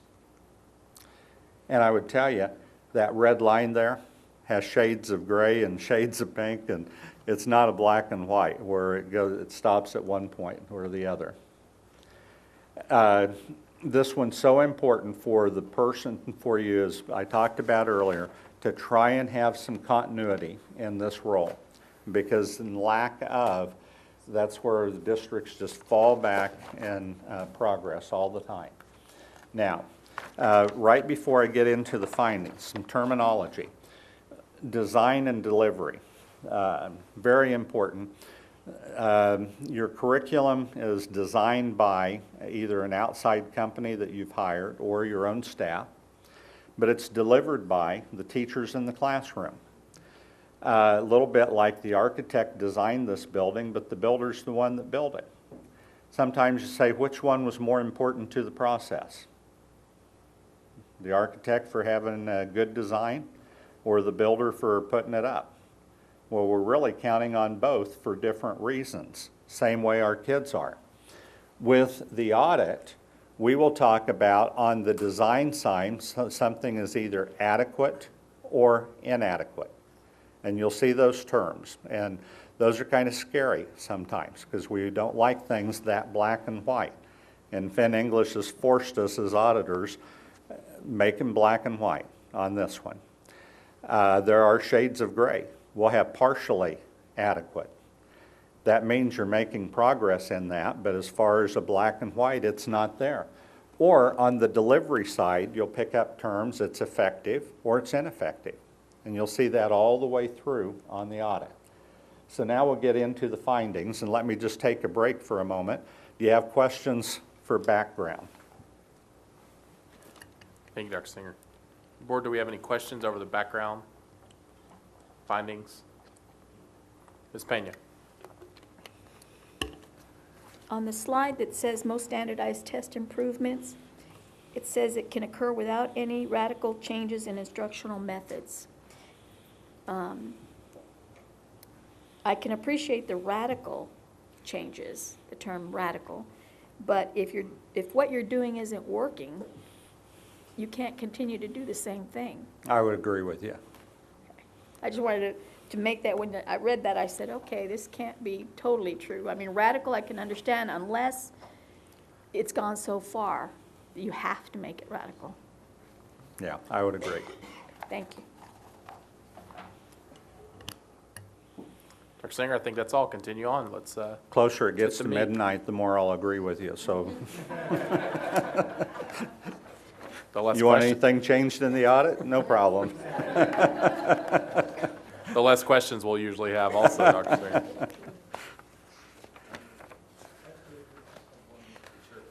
Go ahead, Mr. Papa. Dr. Singer, on the slide that talks about what makes a difference, before we get too far from it, I think that's where you're talking about sort of making sure that the curriculum and what's being taught and the test are aligned. Mm-hmm. And we had this conversation the night that we had the dinner about, you know, teaching to the test. That is a bad phrase, and it's a phrase that is thrown around as that's a problem with education today. All we do is teach to the test. Can you talk to us a little bit about that, please? Yeah. I think teaching the test is absolutely immoral and wrong. Here's my test I'm going to give you Friday. We're going to teach it to you today. I think teaching to the test is absolutely the right thing to do. Now, people, when they hear the phrase teaching to the test, hear teaching the test. Oh, you're just going to memorize answers and repeat them back. And that's not what we're talking about. We're talking about if you're going to measure on Friday whether or not I know how to drive a car, then probably Monday, Tuesday, Wednesday, Thursday, you might try and teach me how to drive the car. You're teaching to the test. The test is, can I do it? And so let's teach me how to do that very thing. You're probably not going to say, Kevin, I'm going to give you a test in which you have to say on Friday, how fast is the speed limit normally in the city? Well, it's 35. And so remember 35. That's teaching the test. That doesn't accomplish anything. Teaching to the test, matching your instruction to what you want kids to know is very, very fair. And I think we talked about if the test is designed adequately and appropriately so that it's measuring what you want the student to learn, then it's a natural alignment that you are going to teach to the test. You hope. And the problem with that is you're not always in control of the test. So I can't tell you the number of times as high-stakes tests has become more high stakes that people have said, who in the world wrote this thing? I can't even figure out what they're asking, let alone how could my kids. How'd they design this? I heard questions similar to that from some of you tonight. Just saying, what were they thinking when they put the statistical measure together? You weren't talking about content, but you were talking about how are they going to measure this. Well, teachers will think the same thing, but sometimes on content. Well, who made a decision that that was important to know? Think of the issues that we've had like that. How'd they decide that we had to use graphing calculators on the test? Why can't they just go back to doing math the way that I could do it at one time? Now they're testing on this. There's all kinds of decisions about content like that. And sometimes you disagree with what the test is, and there's good reason to. But it really comes down to if it's high stakes and if your district in some ways lives and dies by it, you kind of have to figure out, well, what's on it, and maybe I should try and figure out what am I going to do in my classroom, or can I live with the fact that I don't like it and my scores may be bad, but that'll just be the way it is. And how long can I live with that fact? There gets to be a lot of moral questions when you take the test outside of yourself as to how much do you pay attention to that. If you're in control of the test, then yeah, I sure hope that they matched very closely. Yeah, and I guess this is just a bigger policy discussion, but I mean, I think that's a difficulty with our accountability system, that we don't design the test, and we're not in any control of the test. They give us the TEKs that we're supposed to teach, but not, we don't know whether our curriculum is aligned exactly with the test, because we don't know what the test is going to look like. So it makes it kind of difficult for us to perform at a high level. So, but anyway, that's a different discussion. Well, and see, Carolyn Downey, who does a lot of work on deep alignment, would say, if you know what the objective is, they've given you the TEKs, and you've learned it in enough different ways, the A to B, A to C, your teacher has presented it, that you've learned how to get the different places through different modes, then if they throw something different to you that you weren't expecting on the test, at least you have some experience to deal with that difference, because you've already been dealing with differences. I think back to everyday mathematics. When it first came out in the 90s, oh my goodness, was it ever controversial? And it still is a little bit in some places, because there's not a lot of just rote problems on a page. They had this thing called alternative algorithms. We can teach you how to divide multiple ways. Ooh, no, wait a minute, I learned how to divide this way. That's how everyone should learn how. No, they said there's more than one way to solve problems, and so let's look at multiple ways. And if then in a testing situation, you get a situation that you really hadn't thought about before, have you learned that you can handle things that you haven't thought about before in that learning process? Well, that gets into a little bit more with how can you be prepared for a test that you might not know what exactly is on it. Texas is ahead of the game because they give released items. A lot of states don't even do that. And then you really are on the dark. You open it up and you think, well, I hope that we've matched, but it really is kind of hope. First standard, any other, I'm sorry, Mr. President. One more from Ms. Solons. Yes. On that same slide, actually, too, Mr. Pompa, on the tightly held student assessments, how does that then align to campus-based assessments? If the student assessments are in the tightly held, there's going to be some campus-based assessments that are not.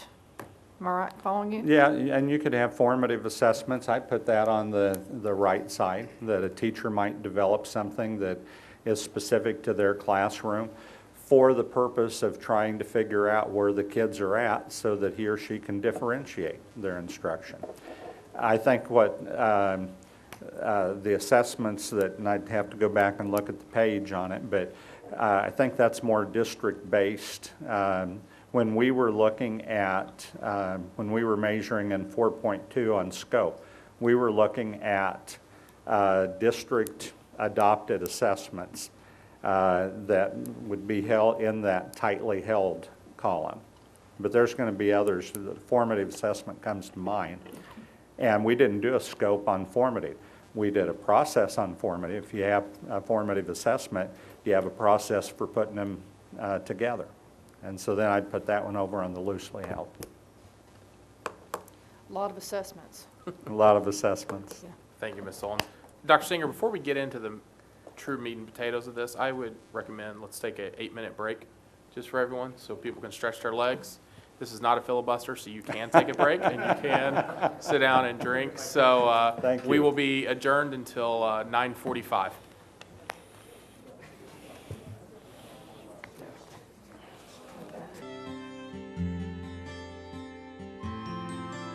(9:47). We're 2 minutes over.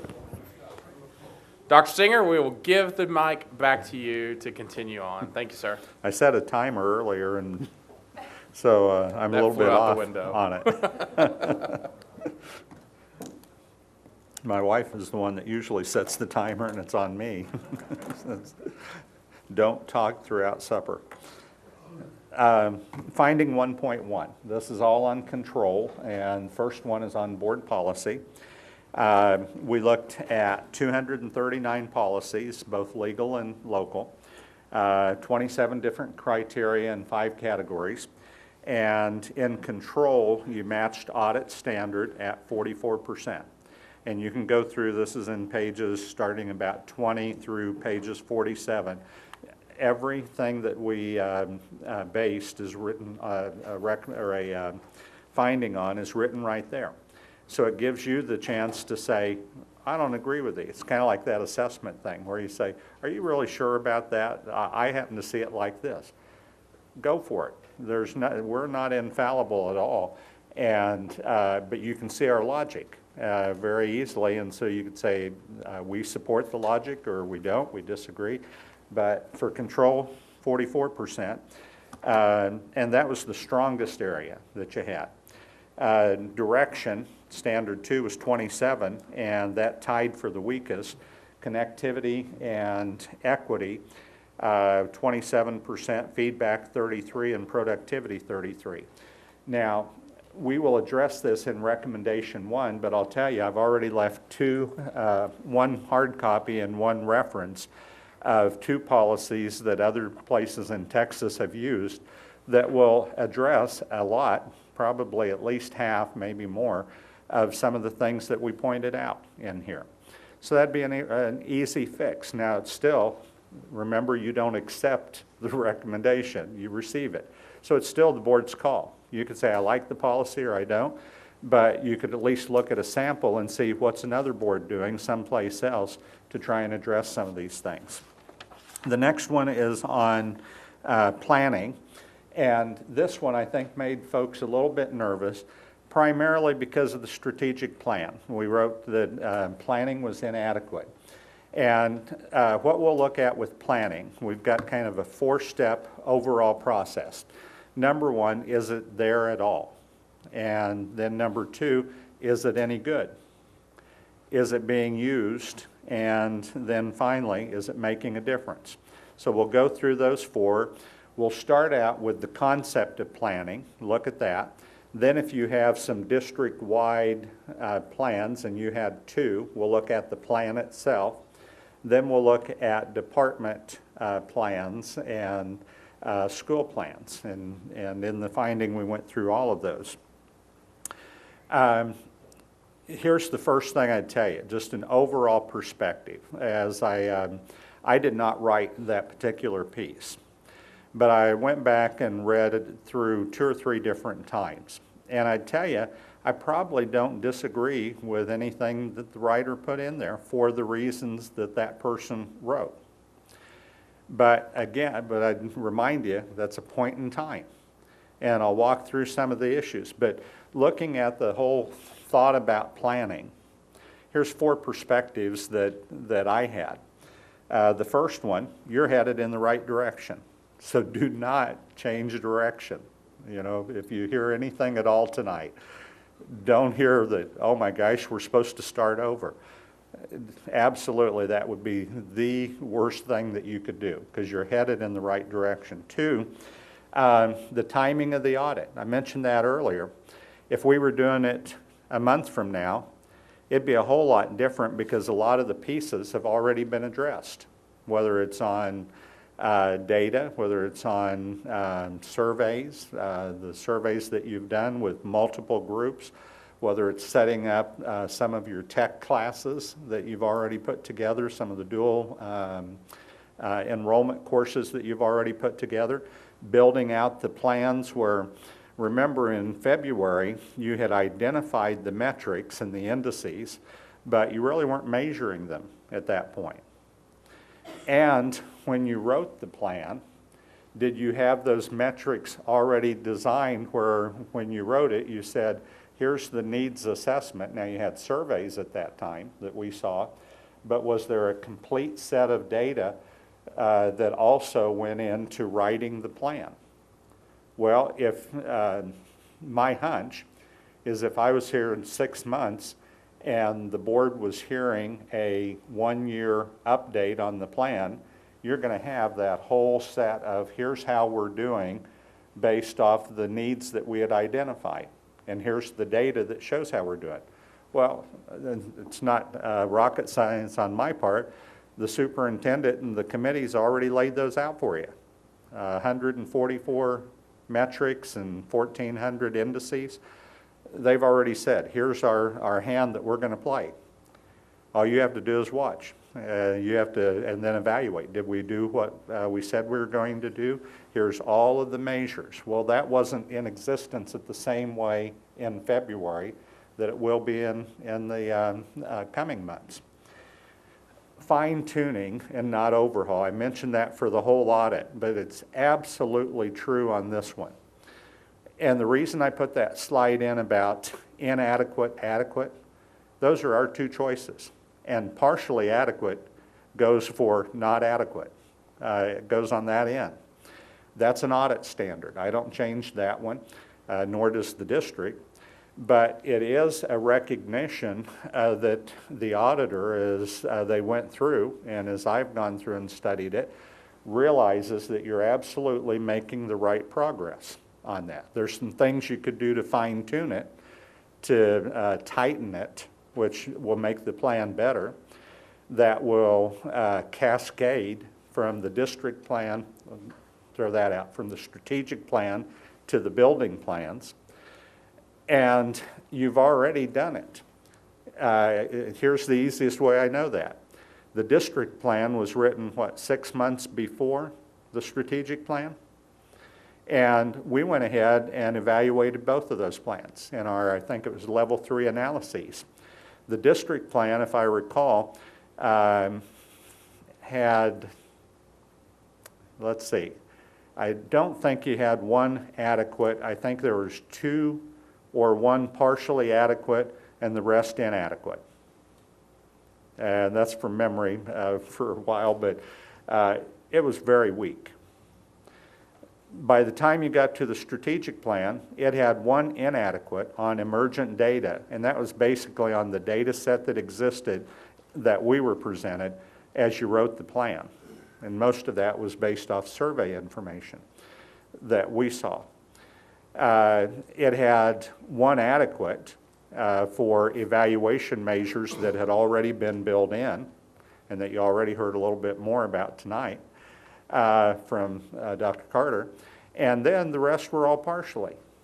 That's a vast change from the district improvement plan 6 months before. So what's it going to be 6 months now in the future? It's going to be that much better. So if you read the plan's inadequate, we need to take action on doing a different plan. Throw that out completely. Now, and I'm sorry that this did not get in there, but I had sent Dr. Cavazos some additional wording, and I apologize for reading it to you, unless, do you already have this? Okay. I'm going to add something to the effect of, at the time of the audit, the plan consisted of multiple documents, not all of which were aligned, starting with campus to school improvement plans, department, and so forth. The plan was rated adequate for evaluation, partially for reasonableness. Some of your elementary plans had 85 strategies. That's one every other day. That's going to be pretty tough. They're going to be doing a lot of strategizing. You wonder what will happen with instruction for kids. Well, maybe you could cut that one down a little bit. Deployment strategies, integration of goals and actions, monitoring, and inadequate for emergence. Now, that was talking about the data set in writing the plan, if you read what that particular thing's writing about. By audit criteria, partially adequate ratings are noted as progress, but are counted as inadequate, which is the scary part. Therefore, auditors rated the plan in its form at the time of the site visitation as inadequate, but noted the progress made in plan quality for guiding district improvement. And if you look at it, there are several times where that was right in there. They also noted that several of the first-year deliverables, as listed in the plan, were currently underway. A program evaluation model, format, timeline has already started. A facilities review was underway. The curriculum audit is being performed. While the writing precision and coordination of the plan can be improved to meet audit criteria, remember, you're not accepting the report. You're receiving it. You may say, I see their criteria, but I don't happen to agree with this one. That's your right. You can sure do that. You can get our reasoning for why we included it, because we're going to write it right there. But that's the beauty of acceptance rather than reception with it. The intent, I'll back up. While the writing precision and coordination of the plan can be improved to meet audit criteria, the intent of the board and administration was clear in their expressed desire for the plan to guide district action. There's no doubt in the mind of any of the auditors that that's what your intent is. And I really do think on some of the documentation, on some of the things of, even 1,400 indices, that's a lot. You may think about that as you move forward. I'd strongly encourage you, and this will be in, I think, recommendation 2, to annually review where you're at. And Dr. Cavazos could give you an update. Here's what we've already done. Tie it back to your budget. Remember, your budget is the numeric representation of your plan. At least it should be. One of the things we zinged you on is you had an amended budget to start the plan. Well, think about that in a different light. Well, you get zinged because it was an amendment. It should be part of the process. But why did timing came into play big time? The budget was already in place when you adopted the plan. So you didn't have a choice. So you did the best option you had at that time. Now that doesn't change audit criteria. Still didn't meet the budget piece. But my hunch is this year, the audit or the plan will be built right into your budget. You've satisfied that issue right there, and it was all one of timing. So as you work through and look at them, I just think you're right on the right track. Now, not to give him or whoever does this more work, but I always have felt like having either a quarterly or a semester update to the board is a good thing. I always kept track of here's what we've done. You emphasize the things, what you've done latest, but if you keep a running track, it's pretty impressive. And it's kind of a feel-good thing. The other thing is if there's a dollar amount attached with a particular thing, I'd encourage them to put that on there. Because when you go to talk with taxpayers about here's how you've spent money, here's exactly what we did. We set a plan, we carried it out, we put our resources toward that plan. If you do a little bit like that all along, You don't have to go back and try and recreate when you look at the plan 5 years from now. And plus, they're usually just very, very positive meetings on it. That's also a good time to make adjustments. Are we still headed the right way? Have things changed on us? Is there a new technology that's, 5 years ago, iPads weren't here. Well, do we change our technology plan because now we have them, and now we want to take advantage of that. So making adjustments is a very good thing. Questions? Let's stop there.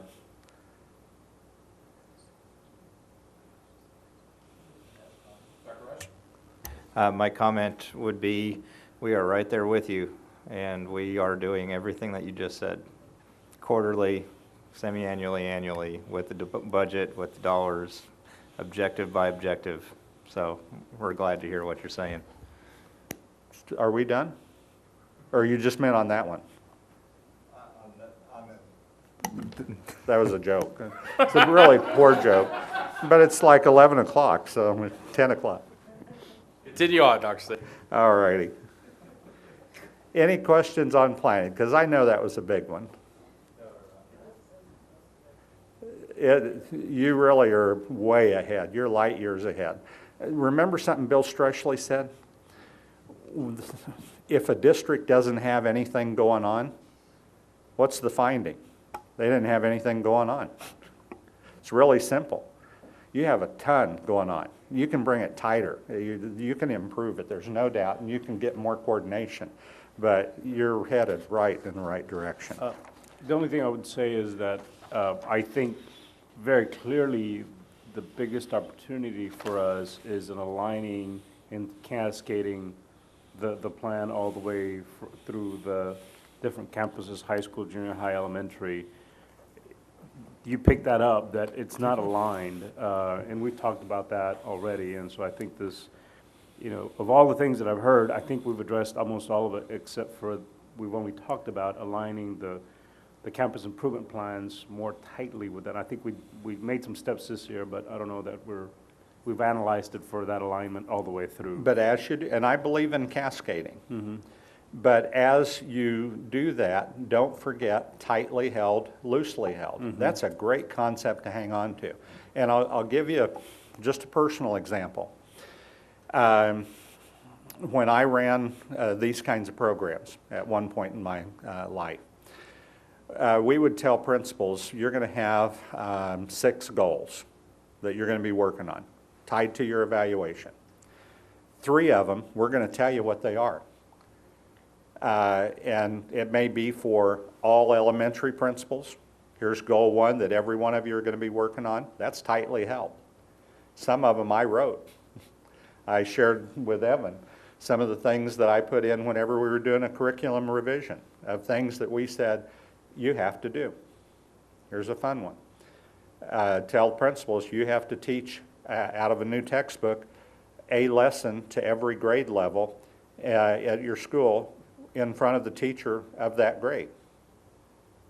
What does that do? Well, number one, if I'm the principal, it immediately raises my level of concern. Wait a minute, I can't teach 4th grade math. What are they having me do this? The reason they're having me do it is that I pay attention to what's happening in that textbook, so that now the quality of my discussions go up. When I'm meeting with my staff, I can't just kind of float into the in-service and float out and think this is somebody else's job. It's curriculum's job. No, it's part of my job too. So something like that, we'd say, that's tightly held. But we'd also then say, however, not every building's the same, and so the other 3 you select based off of the data that you have. Well, what you have with your data department now and creating data for schools, you should expect some differentiation on those. That's where you can separate that out. Okay, next one is a table of work. Again, you're already fixing this. The superintendent having 80 people to supervise and 7 board members to support doesn't really work. It works for one reason: if you don't believe that evaluation makes a difference. Then I'll do 87 of them so you guys don't have to, because it doesn't make any difference anyway. well, you know that they're going to be poor quality. There's no way that they could really get into understanding, and you've already made those changes. Now, recommendation 8, and the recommendations are prioritized. There will be a table of work, and I'll show it to you in just a little bit, but basically the big change, moving besides the numbers out and making it more reasonable, we'll usually think of about 7 to 13 to 14 people to supervise if possible, excuse me, is setting up 2 major heads in the district with a academic officer, chief academic officer, and a chief financial officer, and everything else coming out from there. Well, the line authority in the district starts with the board and ends with students. And line is board to the SUP, to an associate SUP or an area superintendent, to the principal, to the teacher, the students. That's the line. Everything else is staff. And so the schools would go up through the chief academic officer. Now, you also have curriculum over here. You have area superintendents and you have curriculum. And you say, could this group be doing something different than this group? Yeah, unless it's one person, they could. And so who has the responsibility, besides Dr. Cavazos, who has everyone's responsibility, who really has it to make sure these departments get along? It's that chief academic officer. They have to make sure that these guys are working together. Well, there's a different model. You could say, let's just mesh them and we'll divide curriculum up along with schools, but that has problems with it too. So as long as you can make sure that the adults work together, it's a workable plan. One exception, actually a couple, because communications is coming up with the SUP, but the other exception is testing. Now, you could argue that testing needs to go through the chief academic officer. Or you could argue that that's my outside counsel of how curriculum and instruction's doing. And it's not part of, if it goes up through here, this is my boss, and I have bad news to tell them about their schools, will I be as open about that? Well, maybe your individuals might, but a different set of individuals might not. And so we left it that that person reports directly to the superintendent. Someday you may change that. You may say, no, don't want to do that. But that's where it's at in my recommendation, and so we'll look at that. There's some other things in there. It's always interesting to take your documents, start with a table of work, look at your job descriptions, and then look at your phone books and see how things match up. And so there's a chart in there that shows where are positions across the district and how often do they match and how often do they not match. Because of job descriptions, table of org, and phone book, which one do you suppose is most realistic for today? Probably the phone book. At least you know it's within a year, and especially if it's online, it's probably within a day. You know, we're not going to give a number to somebody that doesn't exist. But you might have a job description for a position that no longer exists. And so you look at those to see how closely do they match. And here, it was really interesting because you've reduced, what, 700 positions in the last year or two? There's a chart in there that has the number, but the job descriptions could be different. Also, there's things like, and I went through each one of these, the job description will have who the person reports to. The table of org might show one thing, but the job description might show something else. You never want to have one person reporting to 2 bosses. And you had 9 people reporting to 3 and about 40 people reporting to 2. Well, which one's the master? Who's going to do my eval? Now, you could have 2 responsibilities. I could be a counselor and I report to the director of counseling, but I'm in your school and you're my principal there. Well, who's going to do the eval? That's the first question to decide. And then these 2 supervisors need to talk to each other. You're going to do the eval, but I get input on that. But for the employee, they only have 1 supervisor. Any questions on that one? That'll all be covered in that recommendation 8. Job descriptions, one other thing. You had 4, I think, that were exemplary all the way across. I rated your job descriptions as strong. And you had one that I wanted to really point out, the Director of Purchasing. And you think, of all the job descriptions, why didn't I point out teaching? It's a curriculum audit. The Director of Purchasing. If you have a chance, ask someone to get you that job description and just read it. Because here's why I liked it. It says, here's your purchasing things, but here's why you exist, really. You exist to support instruction in the classroom. So this set of purchasing duties that you have, make sure that you're carrying those out so that you can do those to help kids and teachers have instruction at a higher level in the classroom. So they tied that position, which normally would never be thought of in the classroom, back to the instructional role. I just thought whoever wrote it, they were a genius on it, and really understood what this entity of a school system is all about. Any of you write that one? Somebody did. Whoever did it. It was one of the best job descriptions outside of direct instruction that I've ever seen. The next one, one for school district or staff appraisal. All of your appraisals are pretty high. They're either exemplary or proficient, like 99%.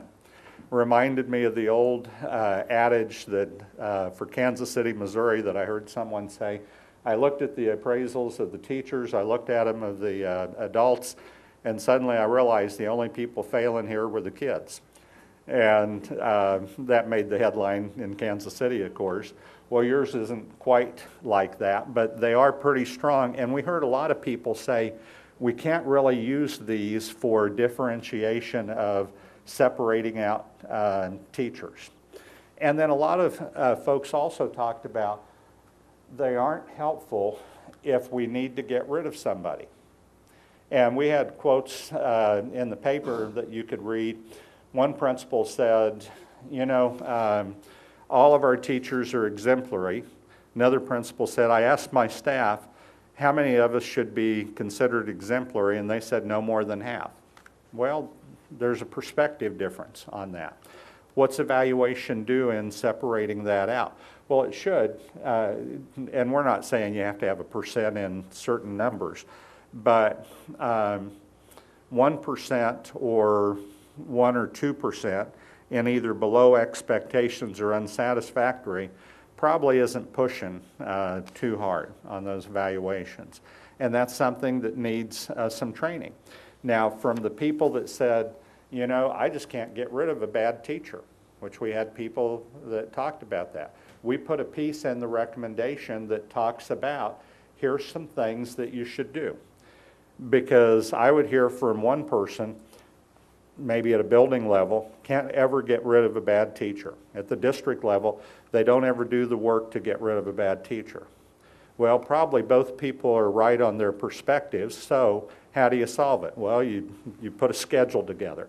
Let's start in October, and here's what we're going to do by then, and November, and December, and we're going to work toward resolution of an issue and not let people hide behind, well, when I get to May, not having done any of these steps, they won't support me. Well, that's not going to work. You have to have support along the way. So you'll see that in recommendation 8. Moving on to 2, this was the big piece that was bigger in this audit than probably what we'd done. Having an overall curriculum management plan, we wrote that it did not meet audit criteria. It met 20% of the 15 characteristics. And I will tell you, of audits I've done, that's probably one of the most frequent findings that I see. People get into the process of doing, and they don't ever sit back and say, here's our plan that we want to carry out. Here's how we're going to set up curriculum. Here's our processes that we're going to go with, our timelines, and so forth. They just keep doing whatever they've been doing without this overall. When I went to one district, my boss said, I'm going to give you the first 6 months of your first year here to develop a plan. And I immediately took it to the step of doing. You mean like a plan for rewriting math? And she said, no, I mean developing a plan. And then we'll start on everything else. Well, that's what this talks about, and you can see all the specifics. That's pages 108 to 116. 2.2 is scope. On that one, we look at every course that you teach needs to be supported by a guide. And that would be in the ultimate. For audit criteria, it's 70% of the mass. However, it's 100% of the core. Social studies, science, mathematics, and English language arts. Elementary, you hit the 100% on the core, plus you hit, it was close to 100%. On all courses, you hit 99%, so that was outstanding. So you met it there. 57% at the intermediate or junior high level, and 41% at the high school. A lot of the technical classes brought you down, and that tends to happen in a lot of places. You only have one ag teacher in the district, and that ag teacher never wrote a curriculum guide. And so you have some things like that that, in absence of a plan, just kind of ends up happening like that. And ever so often, you just pull back. This one's one that if I were the board, I'd be asking admin, show us where you're at a year from now. We saw where you were at in February of 2013. Did we improve any? Did you figure out which guides are missing? Well, was it because the auditors didn't see them and they really existed, or do we need to write something in that area? 2.3, that gets into the quality of the guide. And we have a system that we rate every guide. There's 15 points maximum. You have to get 12 to meet audit criteria. You got 12 on mathematics, and this is evaluating all of the guides that are presented, and you guys presented a lot of them. And you got a 12 on science as an average for the whole area, so that was very good. Social studies came up with 10, English language arts 10.6, non-core 6.8. And that tends to happen in districts. People put the emphasis on those core subjects, and will often a lot of times just tell that ag teacher, hey, could you just write it on your own and you know, give me something? Well, they may not have had any instruction at all on writing the guide.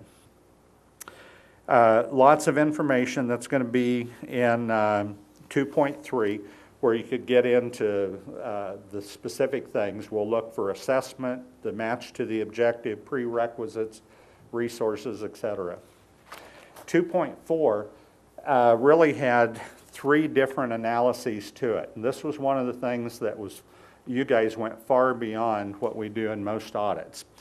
The first analysis was on cognition.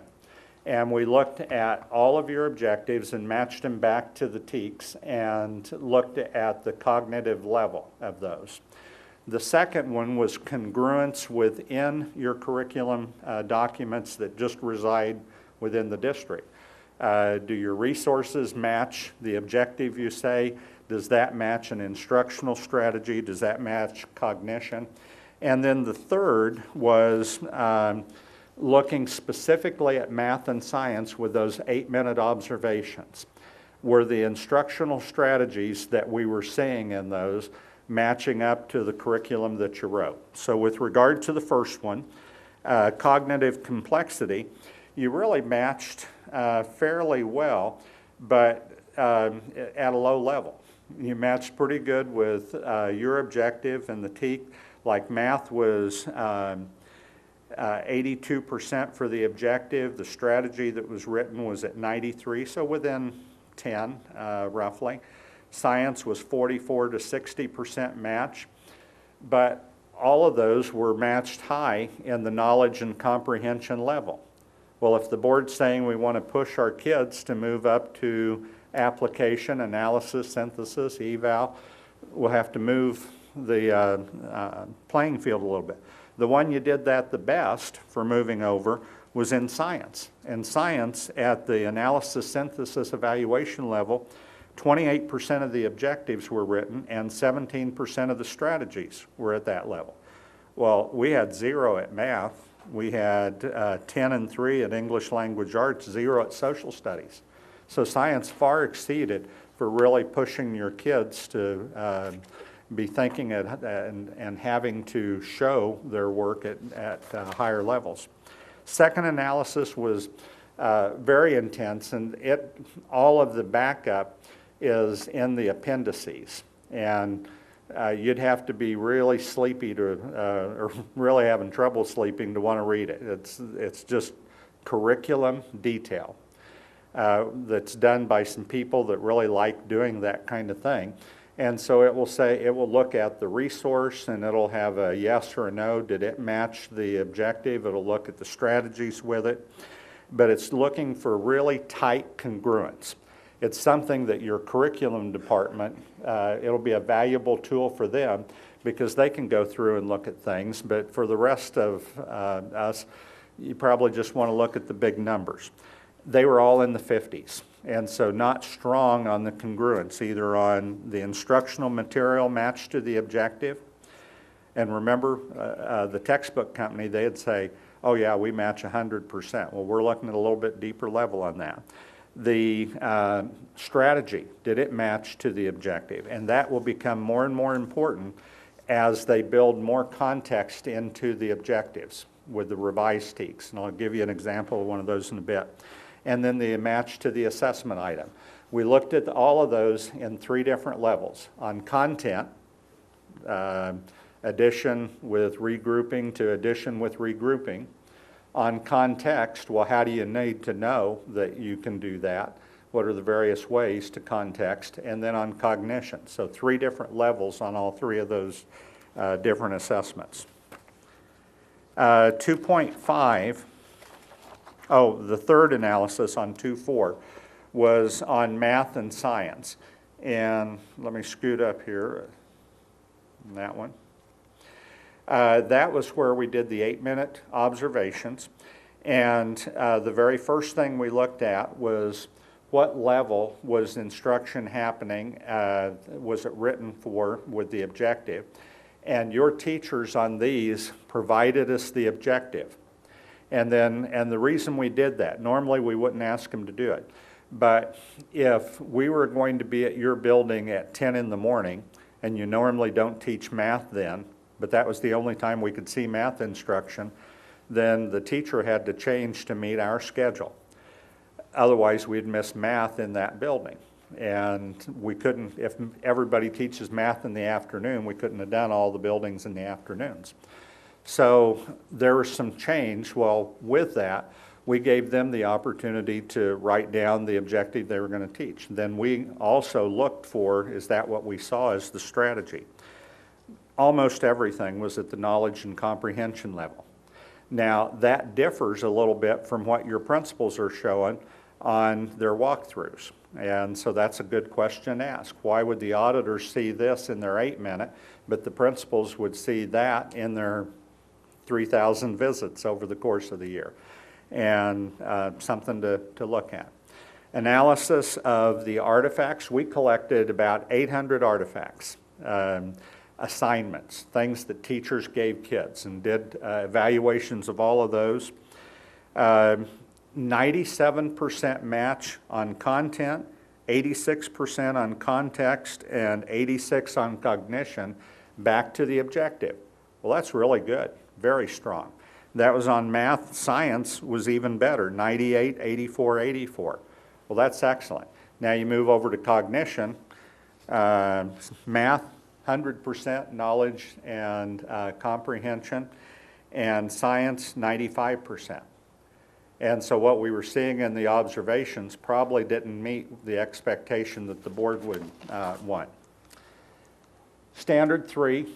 Lot of disparities and inequities that we pointed out, and I won't go through all those for you, but we saw things in gender. If you start roughly page 167, those will all be spelled out in discipline issues that were happening in buildings, dropout issues, differences on gender and ethnicity, AP, IB, dual enrollment. There's differences there between various groups of your students.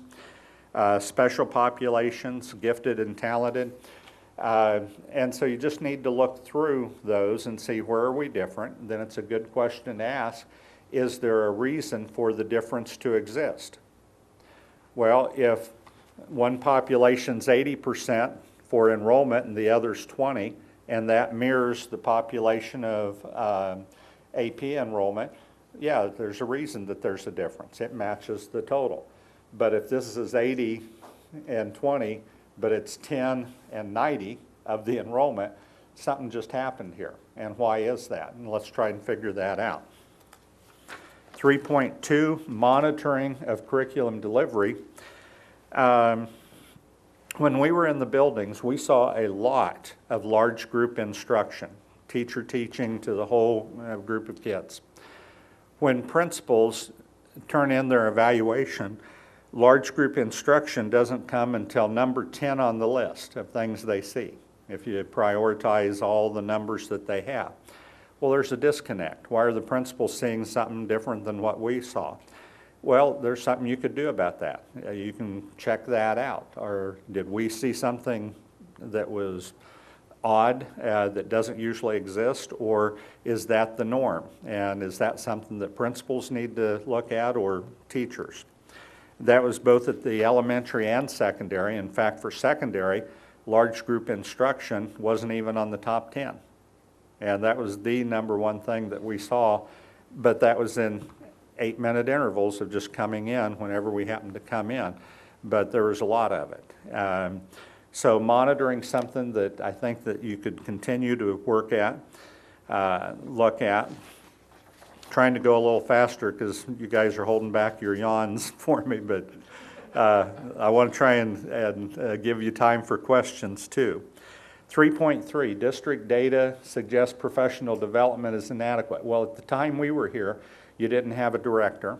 Now you've taken care of that, and I'm not sure if that's for long-term or not, but you've done some things on that. But a lot of people talked about we've got a whole lot of professional development. We're not sure if it's tied to an overall plan. And some principals talked about, boy, I have a hard time even knowing who's here from day to day because there's so many things happening and I have so many people gone. Well, there's a good part of that, of the district's interested in PD. There could be a not so good of, is this fitting into an overall plan that you have, or is there a whole lot of PD on a whole lot of stuff? And that'd be a question as a board I'd be wanting to have answers on. Well, what's our professional development plan? What's the need that we cited to begin with that said, here's what we're trying to solve, and then of the different things that we're doing, which one came to the top as being the best method to help solve that need. 3.4, instructional strategies. There's a chart in there, page 203 to 210, somewhere in that neighborhood, that shows just during those observations, what did we see the teacher doing and what did we see the kids doing. For that, 51% we saw large group instruction, 22% we saw teachers monitoring around the classroom. 13% of the times we saw them working with individual students. All of those are appropriate activities, none of them all the time. 11% working in small groups. That was for teachers, and then we also looked, what are students doing? And students, again, right at 50% in large group, 32% individual, and 13% small groups. One of the things that I've done in the past is having some outside observers going in to a school and just looking, doing a chart similar to this, just looking at teacher activity and student activity. If you have a period of 50 minutes and you say every 5 minutes I'm going to go to a different class, I'll stay for 4 minutes, I'm just going to take a tag, I'm going to go and then loop back through, I can see what's happening at the start of the period, middle, and the end. you get a lot of good information, and then you can share that back with teachers. It's interesting, usually teachers will say, if you ask, well, what were you doing? Well, I was providing a whole lot of one-on-one. I had a lot of differentiation in there. We were doing a lot of manipulatives. If you ask kids, what were you doing? They'll say, what? Taking notes, sitting at my desk, listening. And then you have this outside observer saying, well, here's what we saw. And you may have 3 different data sets. And so then you just talk about it. Well, why did we think that it was different? And why did each group see it the way they did? Well, that helps with instructional strategy and practice. That's the charts I was telling you about. And you can see we saw a lot of large group, about half the time. Feedback, you guys are absolutely headed in the right direction on this one. Having that comprehensive plan, I think that will fit, but I think you have the capacity to move forward on that one pretty rapidly. I think that one's one that you'll have solved this year. Scope, again, we take all your classes, and the way we get those classes is we look at your scheduling program, so we know exactly what it is that you are offering. And we match it to the assessments for those formalized assessments, and that came out inadequate, 63% on the core for elementary, 0 on non-core, 82 at junior high, 7 on core, and 82 at the high school, and 20% on non-core. 4.3 is looking at student data, and that's where we do get into the formative piece, and we don't have any expectation of formative being for the same assessments across. Also talks just a little bit about the model used to create formative assessments. We have a 15-point scale. You'll see that on page 232, 240, somewhere in there. And we're looking at that formative assessment model. You met 6 of the 15 characteristics. That one, just look at the characteristics that you didn't meet and decide, are those important to you? And if so, how would you meet those? And I would tell you, for the ones that are there, you've already got formative assessment in practice. A lot of teachers are doing things. That's usually the hard part. Looking at the criteria is much easier. It's getting people to move to the need that you've already solved. 4.4 all deals with results. I did have a bunch of charts in here, but you're going to have the charts in the audit itself. One of them that I'd encourage you to look at is SAT. That has not progressed probably the way that you'd want, and it'd be a good question to say, what are we trying to do on that? And, you know, could we work on an SAT prep class? Now, I don't know if you have that or not, or an academy for that, but you could look at what are some things that we could do to help turn that around, because you will see a little bit of a slide on that. And then there's a couple right at the end that are pretty interesting. There's some cohorts where we followed groups of kids, and I heard you guys talking about that earlier, that you do that internally. There's also a correlation chart that you could look at that has free and reduced lunch and test scores with schools that kind of in a scattergram. And I'd be looking at where are those schools that are the outliers, and why are they the outliers from the normal pattern. One other thing, use of data. I was at, what's the school now? It's gone from me. Workman. And I was, and the principal was actually here earlier. He got smarter and left. And he wasn't here because I tipped him off. I hadn't seen him since I was in his classroom, or in his office.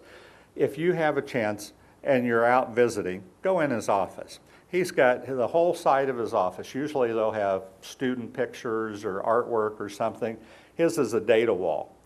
And he keeps track of everything. And I had some extra time because I'd gotten through my visits and the other auditor had not finished all hers.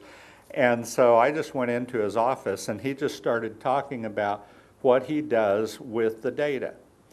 And I thought, this is just perfect. And I don't know if he had help from the central office or from whomever, but it's the very thing you like to see. And he says, well, we meet in here because we can get a whole grade level of teachers in here, and then we can look, and then we've got this table right here, and we can talk about and he just started going through, and perfect model with it. So if you have a chance, talk to him.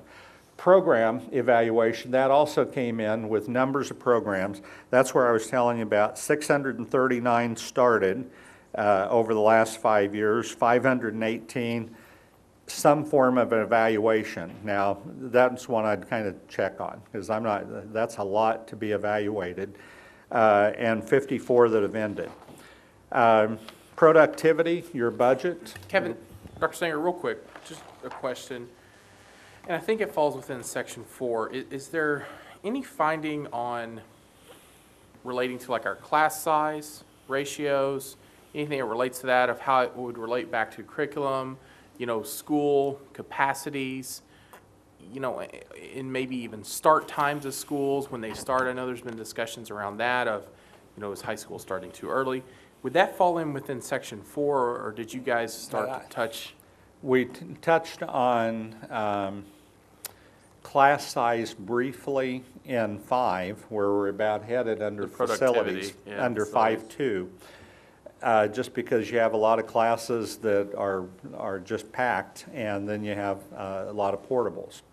And then sometimes the support facilities, numbers of restrooms in buildings don't support the number of kids that are there. And so we touched on it like that. There wasn't anything that I can think of that tied it directly back to achievement. Okay, thank you.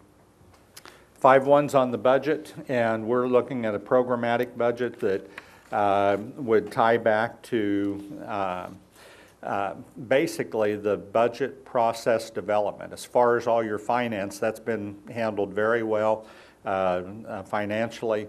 District seems to be in good shape. Even good shape is relative with all the cuts that districts have had, but you've had good financial management of the dollars that you've had, and I think the board feel good, and your auditors, your financial auditors said that.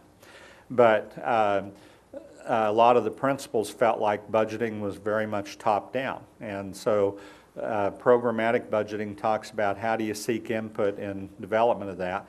Number one, we're going to say it needs to be tied back to your strategic plan and then the goals of the building.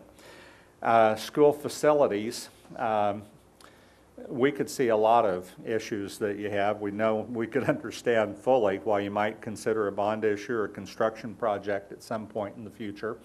There was a few pictures in the audit that showed some of those parking lots and playgrounds that, they just really weren't real safe for kids. And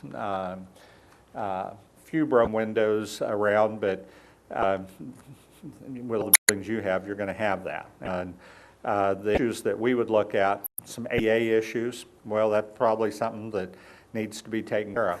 Rooms that weren't accessible at all, for particular rooms that really didn't have another place to go. And so then you think, well, maybe with the principal saying, I don't have any place else to put orchestra other than the stage. Well, you're kind of out of luck if you're in a wheelchair on that particular thing, or you have to think maybe we could come up with another place to put it. Cleanliness, even though you had some issues with facilities, we thought your buildings were in very good shape as far as being clean. That talks about two things, the workmanship of your custodians, and two, workmanship and two, attitude of everybody there. Let's keep it clean, and that was really evident. Something that I don't even know that you'd need to do this, but it became really handy. We put little cards together, and they were on the front counter at the office. Anybody that came in could rate us on our facility. How did the building look coming in? From the time you got out of your car to the front desk or front door, then inside. And I had my administrators, every time they went to a building, they did one of them. And then we put it together and we gave it to our custodians and they could look at it. Well, I kind of know how my building looks, but I may not even know how your building looks because I'm always at mine. And so I think mine's clean, but maybe yours is, people think it's a little bit better.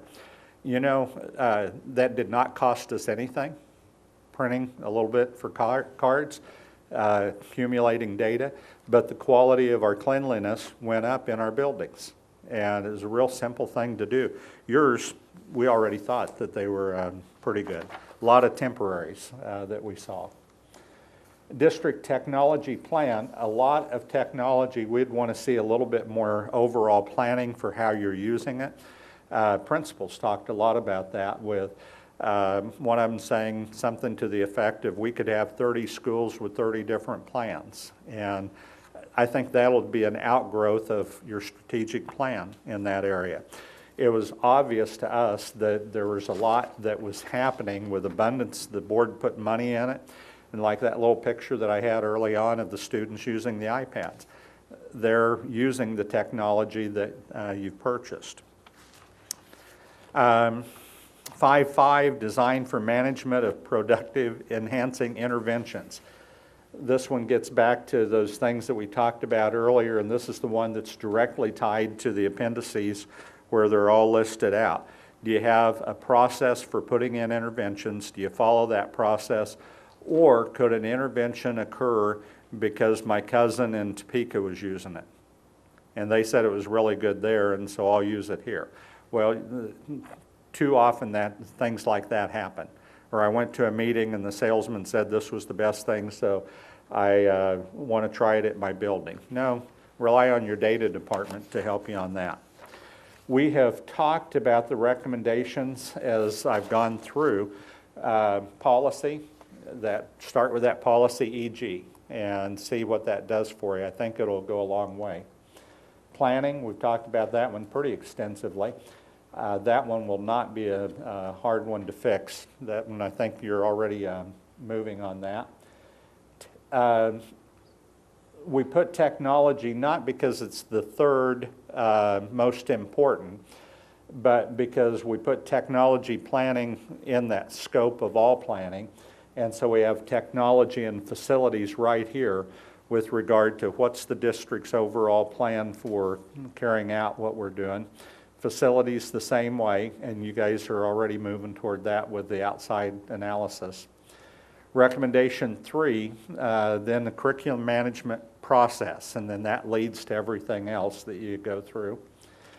4 is on the curriculum documents. That's improving the quality of the documents. Try and get all the subject areas up over 12. 5 is that whole issue of assessment. And it's kind of fun. The person that did this, his former job was he was head of the title program for the U.S. And so he knows assessment really well. Got a doctorate in assessment. And he has a lot of good, I'd spend some time reading his recommendation because he has a lot of knowledge in that area.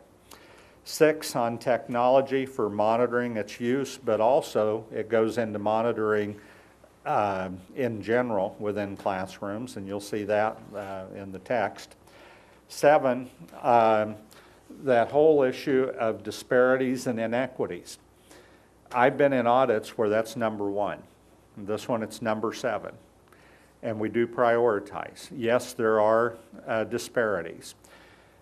We did not, I've worried more on disparities. Like I can think of an audit that I was at that disparity was absolutely a huge issue, and it was because of very strongly held attitudes of adults. I didn't get that feeling here at all. You do have disparities. You do need to work on it. I didn't see people that were mean-spirited or had some type of attitude that caused this to become more of a problem than it already was.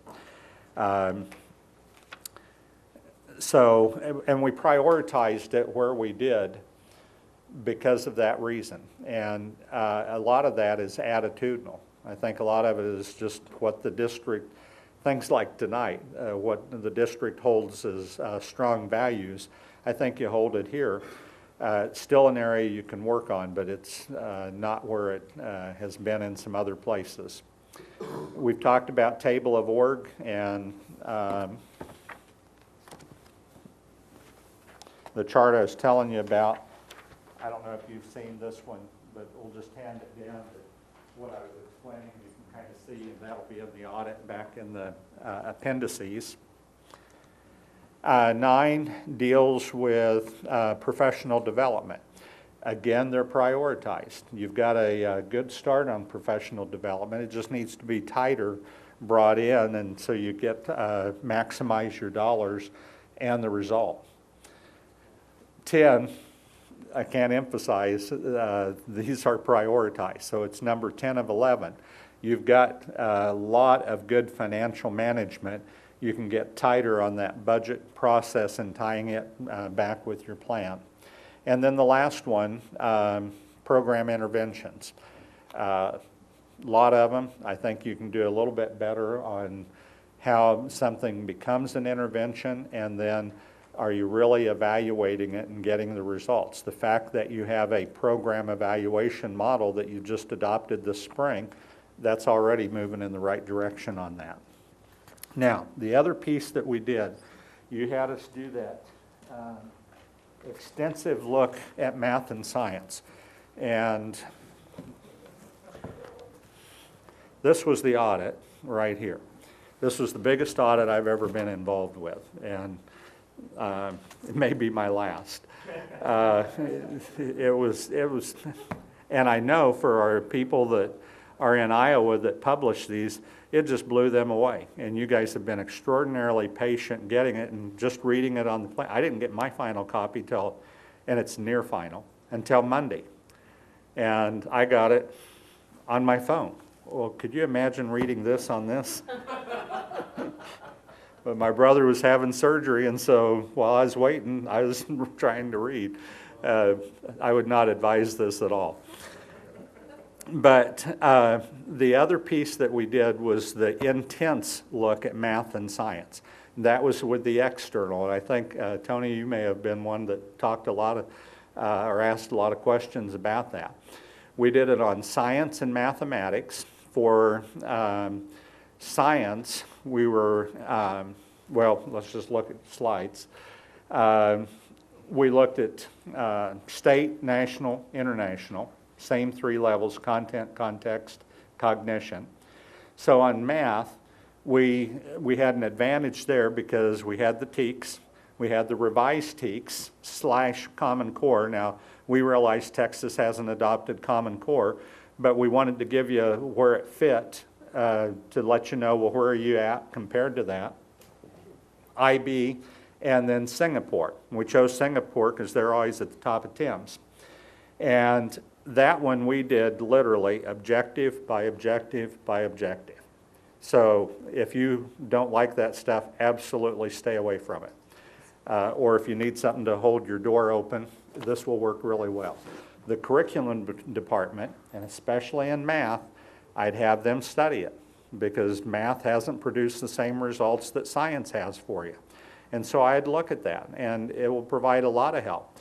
The person that did this particular analysis, one of the best math people I've ever met in my life, was in the first class of presidential math and science award recipients, was on NCTM board when they set the standards for the nation that created the standards movement, has a doctorate in mathematics, and so it's pretty exacting.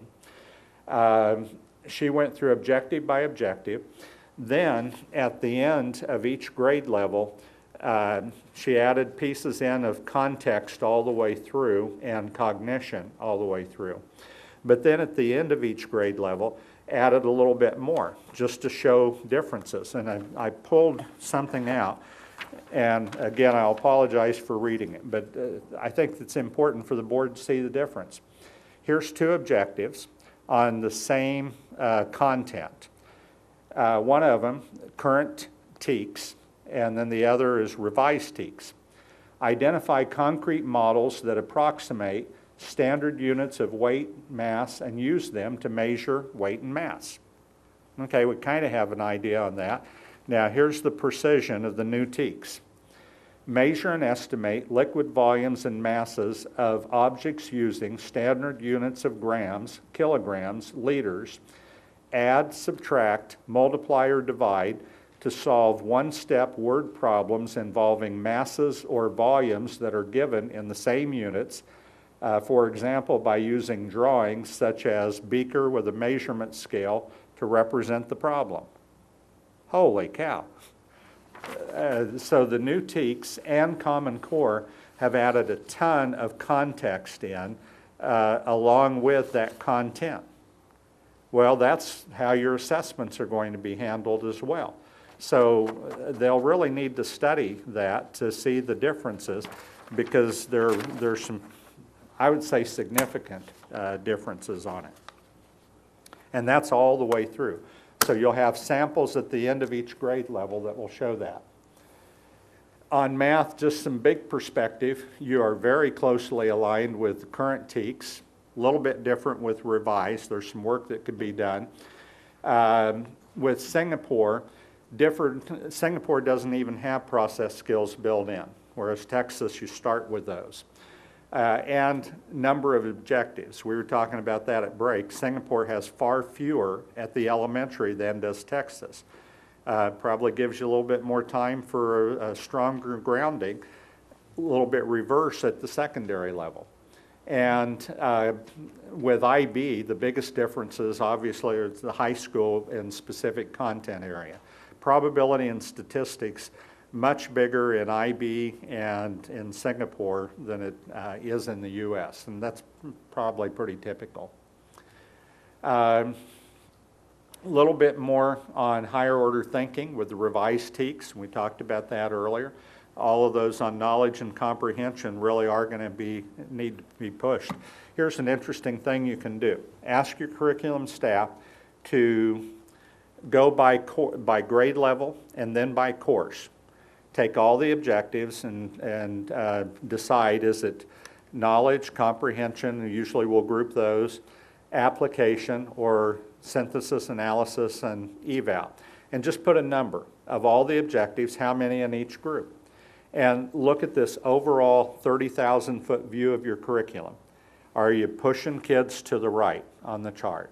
Or are they mostly right over here? Well, if your design, the curriculum is like that, chances are the delivery won't do it like what the board expectation might be. Science. We don't have national standards yet at the time of the audit. There have been some that have been released since then. So we used Minnesota, and the reason we picked that one was they score pretty highly on science assessments. We jumped into International Baccalaureate and also Singapore.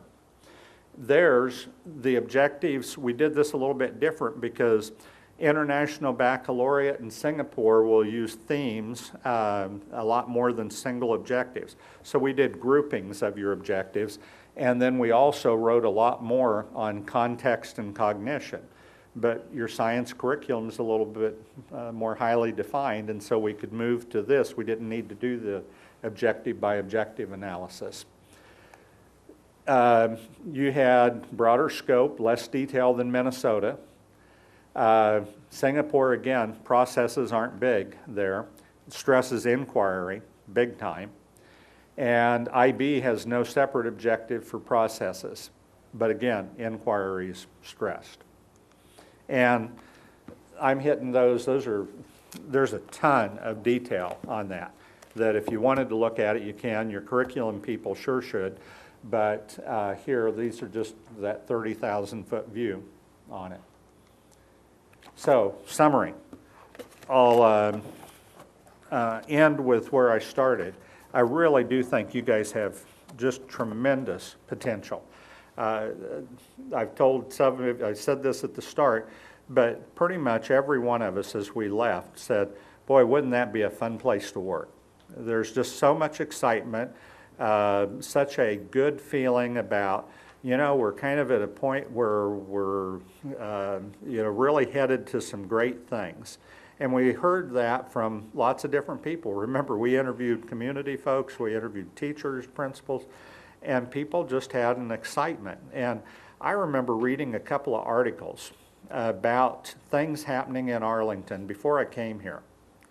And you've had some stuff that you had to deal with. And not everybody was overly excited about everything. And some of it ended up, there's articles about board meetings and so forth, but you dealt with them. Coming here, you wouldn't have known those articles even ever existed. Had I not read them, I wouldn't have known anything about that based off of attitudes expressed. And you may think, well, Kevin, you're overplaying that. You know, when I go in and I say, you can tell me whatever you want, and it's going to be confidential, and I'll make a decision if I include it in the paper. Guess what? People kind of think this is a field day. I can tell you, I don't have to prove it. I can just say whatever I want. He has to figure out if it's true or not. But I can be as negative as I want because I'm not talking to my boss. He's not going to evaluate me. That guy will be gone, so I can say the worst. That didn't happen. In an environment which they could have done that, they didn't. And I've had people do that before. That talks a lot about just the character of the district. And that's why I think we were so excited about the things that you have in process are solid. Now you just fine tune them and improve them. So I think there's just a great attitude. I also sense that, again, at the break, a couple of us were talking about it, just in conversation among board members, sitting there in the back of the room. I've been in board meetings where people will roll their eyes or, oh my gosh, he's talking again or she's talking again or what's it. I didn't see any of that. You were extraordinarily respectful for one another. And I think that comes again from Dr. Cavazos. I didn't get to see it, but I heard about his conversation with a person retiring today at a reception. And it was all about respect and care. Well, that attitude permeates and helps lead the district. And it starts at the top with him, but it starts with you guys as well. So I commend you for that. Thank you, Dr. Singer. Let me just say those are very nice words, and thank you for the presentation. As we wait for if any board members have any questions, but how you put a 1,000-page document into a presentation, that alone is a whole new task that I don't know how to do this. And so I know this was a lengthy presentation and we covered many things, but as we said right when we knew we were getting this presentation, this was not going to be one thing we could master in one night by any means. This is, I think you said earlier in your presentation, Dr. Otto used to use, hey, this is something we use for this next 7 or 8 years as we build those. So as I wait, and if any board members have any questions, I would ask Dr. Cavazos just kind of give a brief summary overview of staff's next steps with this presentation and how we plan to move forward with this, with our curriculum audit. Thank you, President Hogg. And before I do that, I would like to take a moment to thank Kevin for all your work, your patience, your persistence, and things like that. We've had a lot of conversation, and it's been a very, very good process.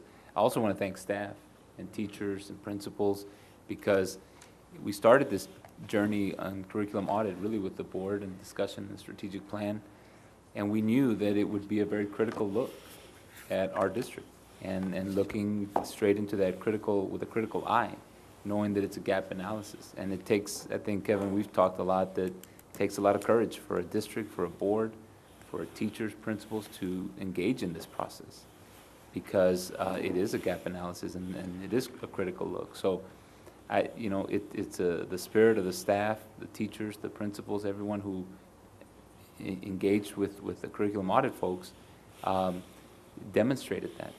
And we started this journey with a high level of trust and indicating to staff and principals that this is not a method to get people, it's a method to improve, and that we're going to use it for improvement. And so I think we continue to live up to that standard and that commitment that we made to our staff. So with that, President Hogg and board, our next steps is obviously to process 1,000 pages of reports. To process this very carefully, but we've already had conversation about the method by which we prioritize. This is an extensive amount of information, but it's also an extensive period of time that some of these processes need to take hold, I guess, and to improve. But to prioritize is the key next step, is to understand it and then prioritize it. And even before that, to have a way to communicate this information to the principals, to our teachers, to the community, that's also an important step for us to process it, communicate it, and then prioritize it.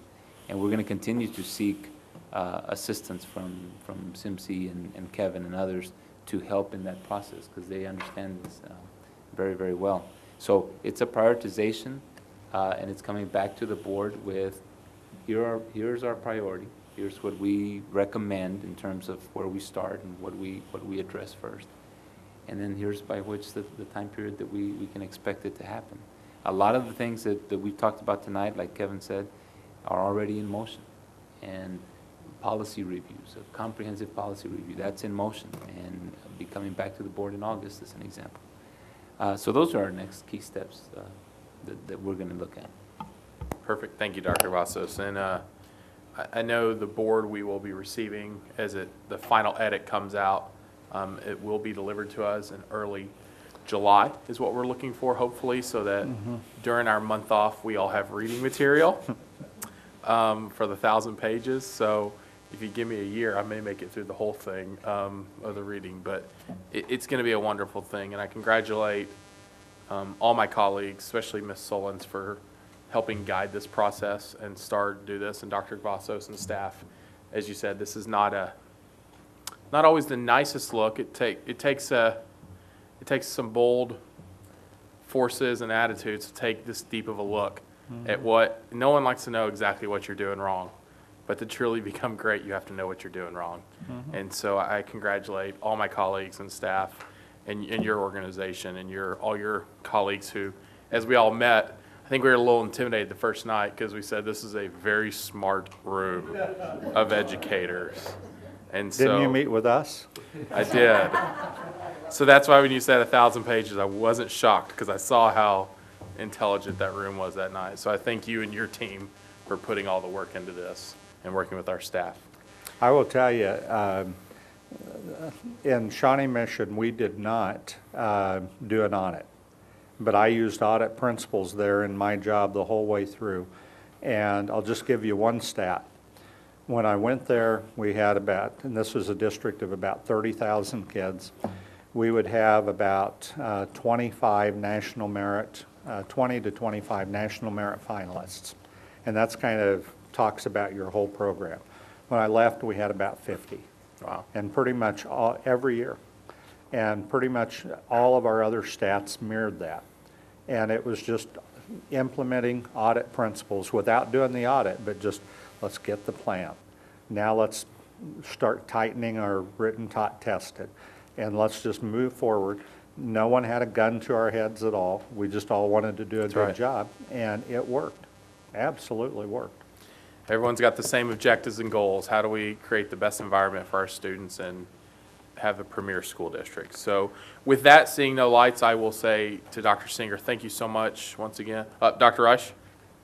I just had one question. When we move forward, when Dr. Cavazos moves forward, I was very interested in the international because we want to be premier globally acknowledged.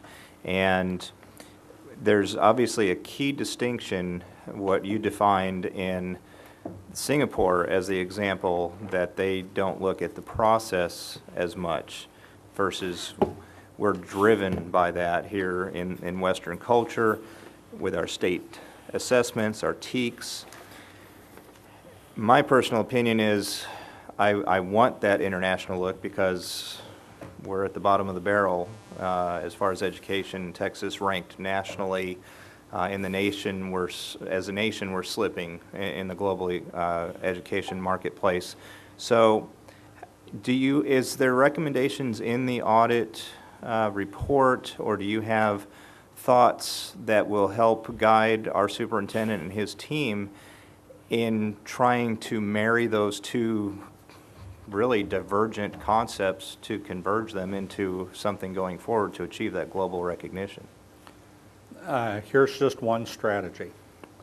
And I apologize for, again, taking you back to Kansas, but it's one that I can live, or have lived. We had the Kansas assessments, and we somewhat lived and died by them in the paper. We, one district I was in, we were at the top, and, of course, we loved that. In another district, we were at the bottom when I first went there. And it's really embarrassing and very demoralizing. So do you get to say, I'm going to have a different standard other than the one that's local because I choose to have that one and not this one? No, not really, because even if you make the choice, the paper doesn't, the state doesn't, your neighbors don't, and you live with it. And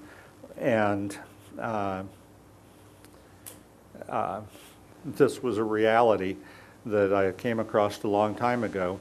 You have a lot better chance at getting something done if you're still in the job than if you're not. And that counts for a board member or superintendent or a principal or whatever role we have. If our public is embarrassed by it and they just say, Kevin, you've got to go, I'm probably not going to have any impact, so might as well pay attention to that. Now, having said that, at Shawnee Mission, my boss, Marge, was not so interested in just the Kansas assessment. She says, what about Singapore? What about? And so we created our own little assessment group that we compared ourselves with.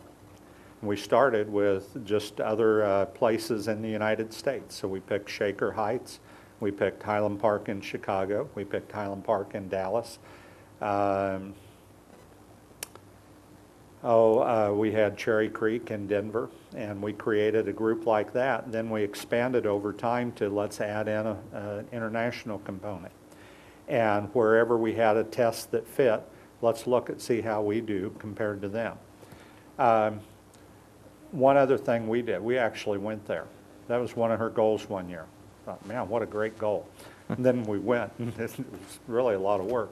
But we talked with people at those premier sites. Now, you may have folks lining up for Singapore already, but I went to North Dakota. We went to the premier sites and we sat down with folks there and said, what are you doing? And we did things like, how do you get more kids in top colleges? What do you do? And one tip that we heard is we make sure we know at least one person in the admissions department at any college we seek out. Wow, isn't that neat? We just think that personal relationship helps. So what we did at Shawnee Mission was we sent a group of counselors, 3 or 4, to an area of the country every summer for like a week. Okay, if you're going to go to the Northeast, we want you to hit these schools just to build relationships. And we sent a ton of kids to schools back east and out west from Kansas. Well, we've just created that group to continue to look at, and then we did the visitations to hear, what are you doing? And then we could make a judgment. Are they doing anything different than we are? Well, that helped. Well, thank you. Appreciate it very much. Perfect. Thank you, Dr. All Rush. righty. Thanks a lot. Dr. Singer, thank you so much. Thanks for all your work. With that, we'll move on to the next item. We don't have Dr. Russell's no superintendent's report. And so the last piece of the item, if any school board members have any board reports, we will take those. Ms. Payne, you go right ahead. I wrote it all down so I can make it quick. Okay. I attended the Regional Education Partnerships Forum at the UTA Engineering Research Building. It was attended by the surrounding ISD representatives, which included superintendents, employees, and board members, along with deans of various colleges at UTA. The panel discussions, of which Dr. Cavazos was included, were of different approaches used to achieve success in their respective districts.